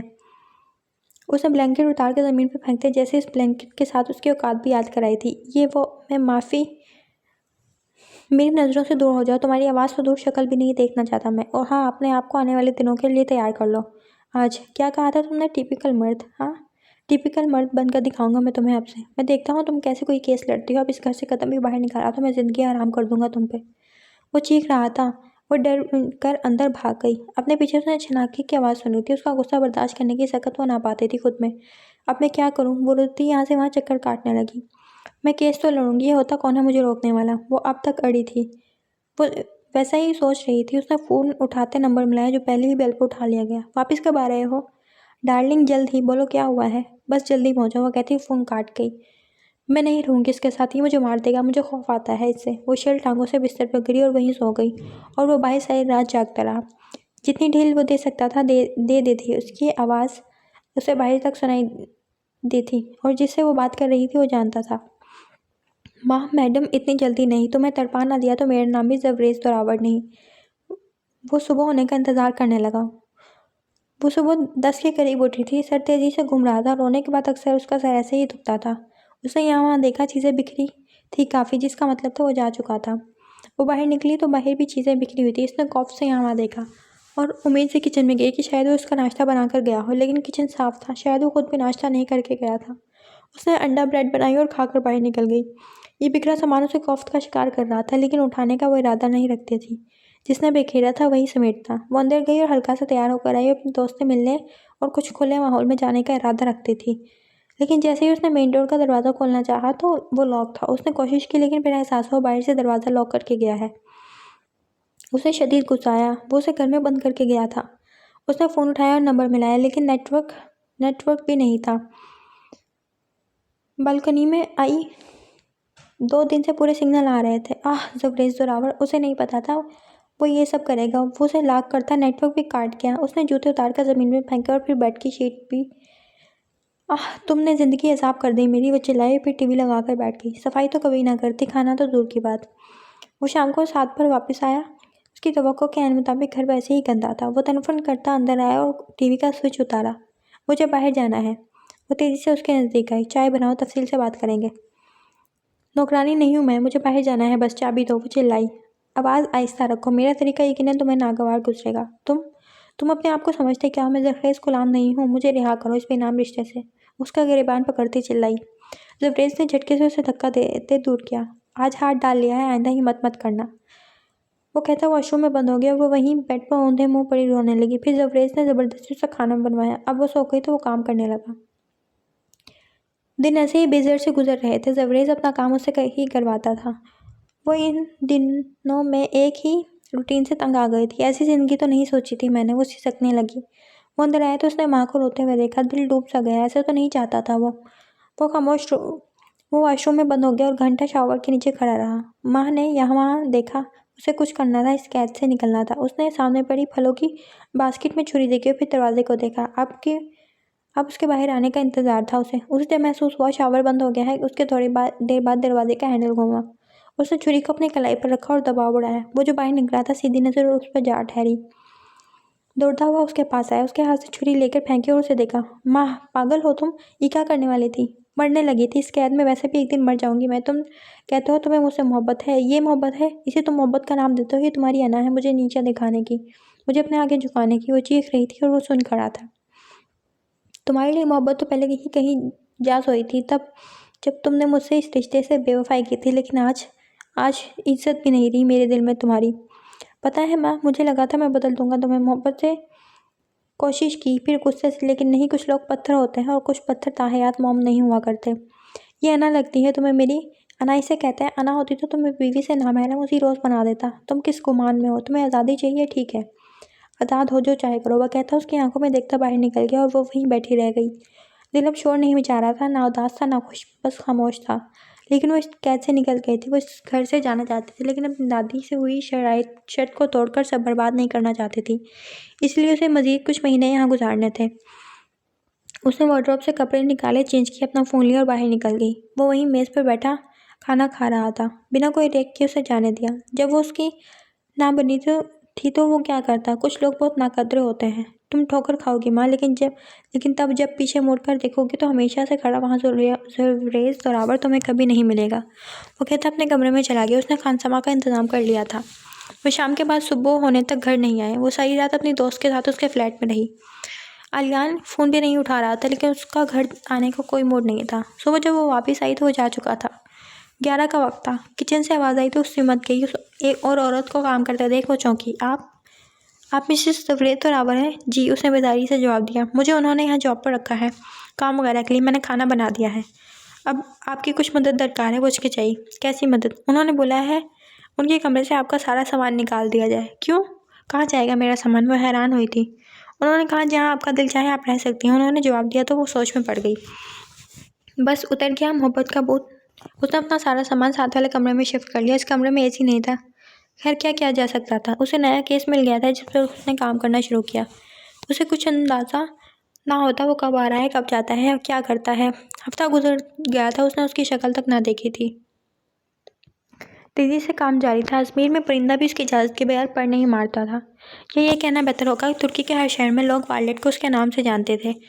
वो किसी का नाहक कत्ल नहीं करता था, ये उसके फ़ोन में नहीं था। वो फेर रहा था अपनी ज़िंदगी में, हमेशा अपने असूलों पर चलने वाला।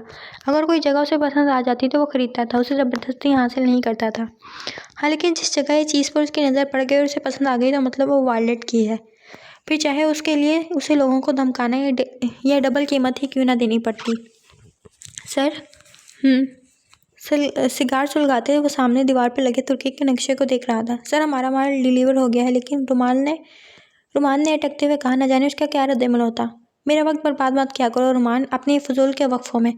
उसने धुआं हवा में मुंतकिल करते कहा और उठकर उस नक्शे के पास खड़ा हो गया। सर, खाकवानी में नए माल में मिलावट की है।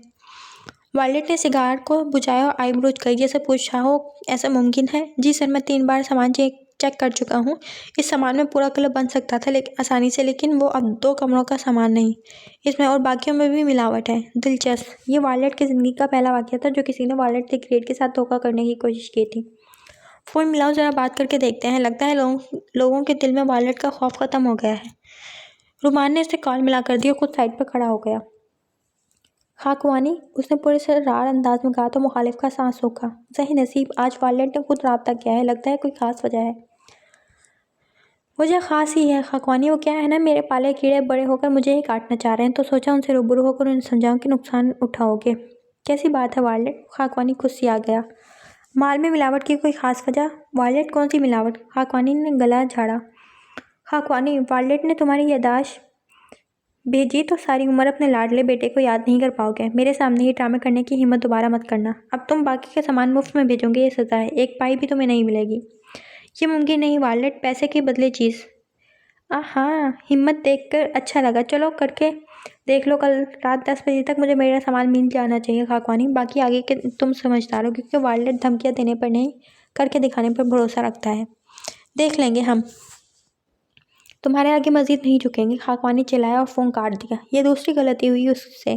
वायलेट की तरफ से कॉल उसने वायलेट पर काटी। कल तक इंतज़ार करो, नहीं तो हमला कर देना। उसके साथ सबसे ज़्यादा मुनाफा देने वाले अड्डे परसों सुबह के हेडलाइंस में तबाह होने की खबर सुनाई जानी चाहिए। वो पूरे स्टार से मुस्कुराया। Okay sir. रोमान ने उसके अंदाज की दाद दी। वो वायलेट था, दुश्मन से 10 आगे की कदम की सोच रखने वाला। बेकरी का इफ्तिताह आज था। वो अंदर कमरे में बैठा बाहर के मंजर देख सकता था। वो अपना ज़रूरी काम छोड़कर आया था। किस लिए, ये जानते हुए भी जाना नहीं चाहता था। ये शायद तस्लीम नहीं करना चाहता था। और फिर इंतज़ार ही रहा। वो नहीं आई। लोग अंदर बैठकर कप केक्स खाकर लुत्फ़अंदोज़ हो रहे थे। जिसके लिए ये सब किया था वो नहीं आई थी। What rubbish. मेज़ को लात मारता उठा। इससे पहले बाहर निकलता पार्किंग में स्कूटी पार्क करती नजर आई तो वो थम गया। उसके बॉडीगार्ड ने यह थमना उसे अच्छे से देखा था। वो पहली थी जिसके लिए उसने इंतज़ार किया था, और अब गुस्से को पसे-पुश डालकर वापस कुर्सी संभाल कर बैठ गया। वो तेज़ी से रैक पर आई और खरीदने से पहले जो उसने पूछा, वायलेट के होठों पर तबस्सुम फैल गया। क्या फ्री में मिलेगा? जी मैम, आप खरीदेंगे तो फ्री में मिलेगा ना। ठीक है, ज़्यादा शौक़ी होने की ज़रूरत नहीं, खरीद रही हूँ। अपने पैसे निकालने लगी। मुखालिफ सारा मंजर कैमरे पर देख रहा था। फिर उसने वाइज़ा के चेहरे पर मुस्कुराहट से उदासी आती देखी थी। मैम जल्दी करें, मैं बाकी कस्टमर्स को भी डील करना है, वो अपनी मकामी ज़ुबान में बोला था। वाइज़ा लाइन से निकल कर वहाँ मौजूद कुर्सी पर बैठ गई। फिर अपना बस्ता मेज़ पर उंडेल दिया। सारी चीज़ों को बारी बारी चेक किया, लेकिन पैसे नहीं मिले। शायद वो कहीं गिरा चुकी थी। उसने मायूसी से यहाँ वहाँ देखा और बाहर निकल गई। बाहर निकलकर स्कूटी चलाई। बेकरी में मौजूद सारे शाम के कपकेक्स पैक करवाओ और गाड़ी में रखवाओ। उसने अपने गार्ड्स को हुक्म दिया और खुद भी बाहर निकल गया। वो तेज़ी से गाड़ी में बैठा। बाहर के माहौल में उसे ढूंढता निकला, और फिर वो बस स्टॉप पर उसे अकेली बैठी दिखी। उसने गाड़ी रुकवाई और तार की सड़क पर अपने चमकते बूट रखे और नीचे उतरा। वो फासले से भी महसूस कर सकता था कि वो रो रही है। उसके करीब आते वो खड़ा हो गया। वाइज़ा ने किसी की मौजूदगी महसूस करते सर उठाया, उसे देखा था, फिर झटके से खड़े होकर उसके करीब आना चाहा। वायलेट ने हाथ खड़ा करके उसे उसकी जगह पर ही रुकने का कहा तो वो वहीं थम गई। कदमों ने आगे बढ़ने से इनकार किया था, जैसे वायलेट का खौफ होने भी। तुम्हें मैंने उस दिन भी कहा। क्या कहा? बात समझ नहीं आई। वो बिना आंखों से चश्मा हटाए उसे देखता कराया तो वह सहम गई। एंजिल, तुम ऐसे चीख क्यों रहे हो? तुम्हारा सर मुझे झुका हुआ नहीं मिले कभी, कहा था या नहीं? उसके बाजू पर दबाव बढ़ाता है उसके एक कदम नजदीक आया। एंजिल, दर्द हो रहा है। वो जो पहले ही रो रही थी सूसू करती बोली। तुम्हारी हिम्मत कैसे हुई मेरी बात के खिलाफ जाने की? वो संजीदा था, सा उस पर झुका था।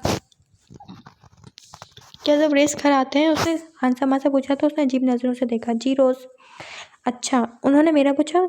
नहीं, एक बार भी नहीं, किसी दिन भी नहीं? नहीं। वो फिर से काम करने लगी तो वो वापस कमरे में चली गई। उसे अजीब लगा था कि बाकी उसे उसके हाल पे छोड़ चुका था। जबरेज ने अपने आप को हद दर्जा मसरूफ़ कर लिया था। उसे कोई होश नहीं थी। वो एक साथ दो केसेस पर काम कर रहा था, और आजकल तो वसीम सिद्दीकी भी इसे काफ़ी तंग कर रहा था। माँ की उसने ना चाहते हुए भी खबर रखी थी, लेकिन सिर्फ वक्त की कि वो कहाँ होती है। उसके जज्बात सारे कहीं जा सोए थे। वह सीन सिद्दीकी से मीटिंग के सिलसिले में पास मौजूद कैफे में आया था। मीटिंग के दौरान ही उसकी नज़र उस पर गई जो अपनी दोस्त के साथ वहाँ मौजूद थी, लेकिन नज़रअंदाज कर गया। तुम्हें क्यों लगता है मैं तुम्हारा झूठा केस लड़ूंगा सिद्दीकी? उसने सिगरेट सुलगाते हुए कहा। तुम बिना जांच पड़ताल के कैसे कह सकते हो तुम्हें झूठा केस लड़ना है? अच्छा सवाल है। मैं केस का सुनते ही सारी मालूमात हासिल कर लेता हूँ। तुम्हारे भाई को शहर में कोई और नहीं जानता। मुंह मांगी कीमत मिलेगी तुम्हें। मुखालिफ जानता था शहर में अगर कोई केस उसके भाई का सबसे जीत सकता है तो वो जवरेज जोरावर था। मुझे कीमत से तुम कभी नहीं खरीद सकते सद्दीकी, याद रखना। चलता हूँ, और कोई केस हुआ तो याद कर लेना। सच पर लड़ना हो तो जवरेज जोरावर हाजिर है। वो उठा और बाहर निकलता चला गया। अपनी गाड़ी में जाने लगा। जब दाईं तरफ से आती आवाज़ पर उसने गर्दन घुमाई। मुझे तुम पसंद हो। मैं इतने दिनों से तुम्हें यहाँ देख रहा हूँ। प्लीज़ मेरी बात सुनो। कोई लड़का किसी लड़की से कह रहा था। उसने गर्दन घुमाई तो सीधा नजरें उससे जा टकराई, जिसने इसी लम्हे सर उठाकर सामने खड़े जवरेज को देखा था। मैं तुम्हें सब दूंगा, प्लीज़ गर्लफ्रेंड बन जाओ मेरी, वो लड़का फिर से बोला, लेकिन माँ की नज़र तो सामने खड़े जवरेज पर थी। जवरेज ने आंखों से चश्मा हटाया, तब मुस्कुराना नजरों से देखा और तंजिया मुस्कुराता गाड़ी में बैठा निकलता चला गया। वो बेयकीन थी। उसे लगा था वो आएगा, उस शख्स का हुलिया बिगाड़ देगा, लेकिन वो उसे छोड़ गया। पहली बार माहे कामिल के दिल ने ख्वाहिश की थी कि वो रुकता और उस शख्स से उसको बचाता, तहफ़्फ़ुज़ फराहम करता। वो गाड़ी में बैठी हुई बिना उस लड़के को देखे निकल गई। आगे जाकर वो रुक गया। उसकी गाड़ी को निकलते देख वापस आया और लड़का वहीं खड़ा फ़ोन पर बात कर रहा था। वो उसके पास आया। जिससे अभी अभी तुमने इज़हार मोहब्बत किया है ना, बीवी है मेरी। आइंदा ज़ुबान संभाल कर और जज्बात को रोक कर एहतियात से काम लेना, नहीं तो ज़िंदा नहीं बचोगे। उसे कहता हक्का बक्का छोड़कर फिर से जाने लगा। जब वॉलेट की गाड़ी देकर थमा, वॉलेट भी से देखता रुक गया। फिर उसके आते बाहें वहाँ की तो जवरेज मुस्कुराता उसके गले लग गया। बेकरी बना ली है? जवरेज ने संजीदगी से पूछा। किसके कहने पर बनाई है? यकीनन तू जानता है। वो मुस्कुराया। बच्ची है अमर वो। बच्ची पर ही तो दिल आया है यार, उसने कहते जवरेज को देखा जो उसे घूर रहा था। शर्म आ रही है मेरे सामने ही मेरी बहन के बारे में बात करते हुए? इसमें शर्म क्या आनी है? अपनी जिगरी यार की बहन पर दिलाया है, जायज़ तरीके से अपनाऊंगा। और ये आंखें झुका मेरे सामने। वकील होगा तो शहर के लिए, मेरे लिए नहीं।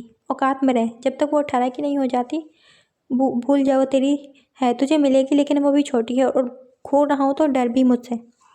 चल अब आ गया है तो अपनी बहन की फरमाइश पर बनी बेकरी से कुछ खा लेते हैं, उसने कहा तो मुस्कुराता अंदर की तरफ बढ़ गया। घर आना बंद कर, मेरी नज़र तुझ पर ही है, जवरेज ने कहा तो वॉलेट का कहकर गूंजा। वो दोनों पाकिस्तान में दोस्त बने थे और फिर वॉलेट तुर्की आ गया और तुर्की में पहला केस लड़ते जवरेज की मुलाकात वॉलेट से हुई और फिर वॉलेट और उसकी दोस्ती बढ़ती ही चली गई। वॉलेट पर हुए सारे केसेस जवरेज ही देखता था। वो अच्छे दोस्त थे, यही वजह थी उन्होंने एक दूसरे के अलावा किसी को दोस्त नहीं बनाया था। जवरेज चला गया था। अब वो अंदर बैठा उसी का इंतज़ार कर रहा था जब ये सब हुआ। एंजल, मेरे पैसे गुम हो गए हैं। तुम बीच सड़क के इस बकवास की वजह से ही रुकी हो? इतनी ज़ोर से चीखा कि वो कानों पर हाथ रखती चीख मार गई। गाड़ी में बैठो। उसको डरते देख के उसने गहरा सांस भरा और उसे देखा जो तेज़ी से नपती में सर हिला रही थी। अलीवर, गाड़ी में बैठो। वो दूसरी बार उससे किसी नाम से मुखातिब हुआ था और वो लक़ब था कशिश। वो कशिश ही थी बेनाम सी जो वायलेट को उसकी तरफ खींचती थी। आवाज़ें सहम गई, फिर फ़ौरन से अपनी स्कूटी संभाली। इससे पहले वो चलाती वायलेट ने उसका हाथ थामा और अपनी गाड़ी की तरफ खींच कर ले गया। मुझे घर जाना है, छोड़ो, वो चिल्लाई, लेकिन उस पर रत्ती बराबर फ़र्क ना पड़ा। उसे गाड़ी में धक्का दिया। वो अपनी वहशत और अंदर के हैवान को कितनी मुश्किल से उसके सामने रोक पाया था, वो और उसका दिल जानता था। गार्ड्स अब तमाम गाड़ियों से निकलकर गाड़ियों से बाहर फासले पर खड़े हो गए थे, क्योंकि उस दिन जिसके मुंह से वाइजा के लिए पागल है का लक़ब निकला था, वो इस सड़क से 4 किलोमीटर तक दौड़ता पैदल गया था सिया इमारत तक। अवाइजा अपने हाथों में चेहरा छुपाए रोने लगी। वालेट ने सिगरेट सुलगाया और खामोशी से उस पर नजरें टिकाए पीने लगा। 10-15 मिनट और फिर आधा घंटा और फिर इसकी बर्दाश्त ने जवाब दे दिया। उसने अवाइजा के हाथ थामे उसके चेहरे से हटाए। उसकी दिल की दुनिया तहूबाला हुई थी। उसे दूसरी बार हाथ लगाया था उसने, और वो जो उसके सामने बच्ची लगती थी। क्या मसला है? मुझे तुम पसंद नहीं हो, मुझे घर जाना है, अवाइजा ने बिना उसकी तरफ देखे कहा था। अलीवर, तुम्हें सिर्फ वालिद को ही पसंद करना है। अब ये बताओ यहाँ बैठी क्या कर रही हो? तुम सिगरेट फेंको, मेरे हलक में जा रहा है, अवाइजा ने नागवाई से उसके हाथ में सिगार देखते हुए कहा। यह नामुमकिन है, वालिद ने कहा और पीछे डिग्गी से कपकेक का एक थैला निकालते उसके सामने रखा। अवाइजा ने हाथ मारते हुए उसे अगली सीट पर फेंका। तुम इसे फेंको, नहीं तो मैं यहाँ सब तबाह कर दूंगी, वो वालिद के मुकाबले में आती चीखी। हद में रहो लड़की। उसकी आंखें अब सुर्ख हुई थी, दिमाग की रगें भी उभरी थी। एंजल, वो धीमा से बोली, इसे फेंक दो प्लीज़, मेरा दम घुट रहा है। वो धीमे से बोली और ये इसके अंदाज का असर था कि वालिद ने गाड़ी का शीशा नीचे किया और अपने हाथ में मौजूद सिगरेट को बुझाकर नीचे फेंक दिया। अबाइज़ा मुस्कुराई, लेकिन वो मुस्कुरा ना सका। ये पहली बार थी उसकी। उसने अपनी पसंदीदा चीज़ों में से एक पर उस छोटी सी लड़की को फोकियत दी थी। रो क्यों रही थी? उसकी सुई वहीं अटकी थी। मेरे पैसे गुम हो गए थे। वो भी अपनी बात दोहराती उसकी आंखों से चश्मा हटाती बोली। तो इसके लिए रास्ते में बैठकर रोना बेवकूफ़ी थी? तुम्हें नहीं लगता वो उस पर तंज कर रहा था, लेकिन वो उल्टा सीधा करके उसका चश्मा देख रही थी। ये मुझे पसंद आया है, क्या मैं रख लूँ? नहीं। क्यों? वो उदास हो जाती थी पल में। वालेट जान गया था ये मेरी इस्तेमालशुदा है, नहीं दिलवा दूंगा तुम्हें। क्या सच में? उसकी आंखें चमकी थी।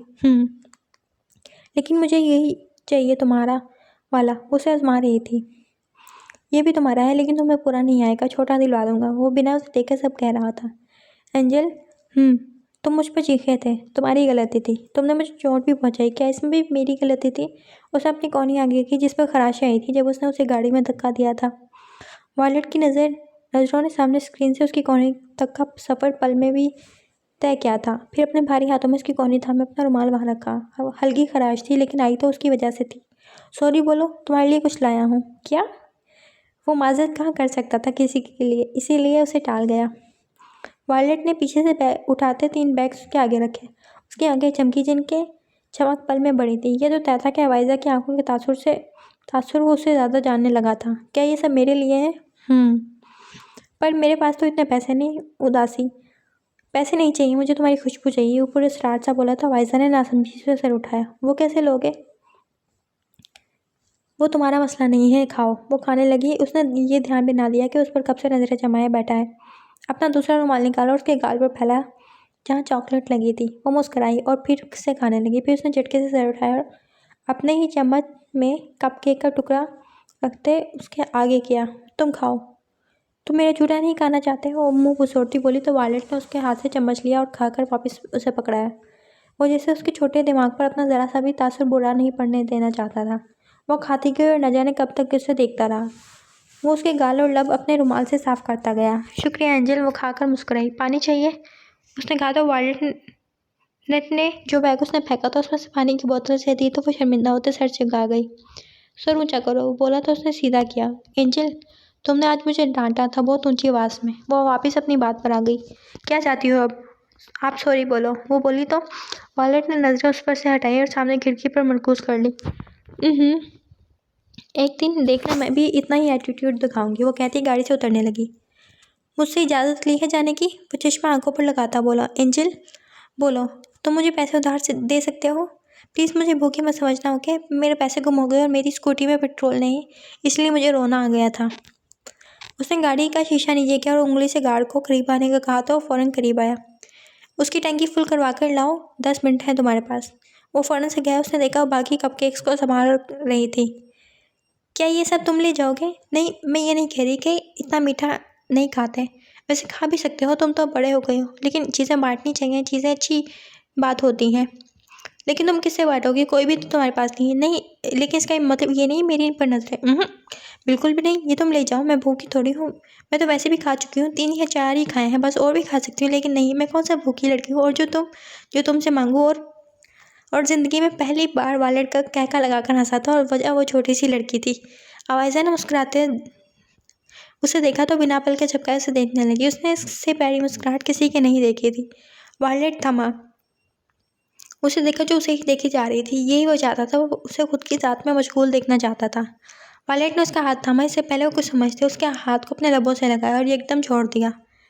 वो उस पर किस हक से हक जता रहा था। उस रात भी उसे छोड़ने के बाद वो काफ़ी परेशान रहा था। फिर ये गलती नहीं कर सकता था कि उसके अपने असूल थे। अवाइजा ने अपने हाथ को देखा, फिर उसे अपना हाथ यूँ झटके जाना शदीद नागवार गुजरा था, जिसके नतीजे में वो खामोश हो गई। उसके बाद वो कुछ नहीं बोली। गार्ड के आने पर उसने अवाइजा को बैठ देखा और फिर उसके आगे वाली टोकरी में कपकेक्स रखे। मैं तुम्हें भूखी बिल्कुल नहीं समझता। उसके कान के पास सरगोशी की तो वो बोल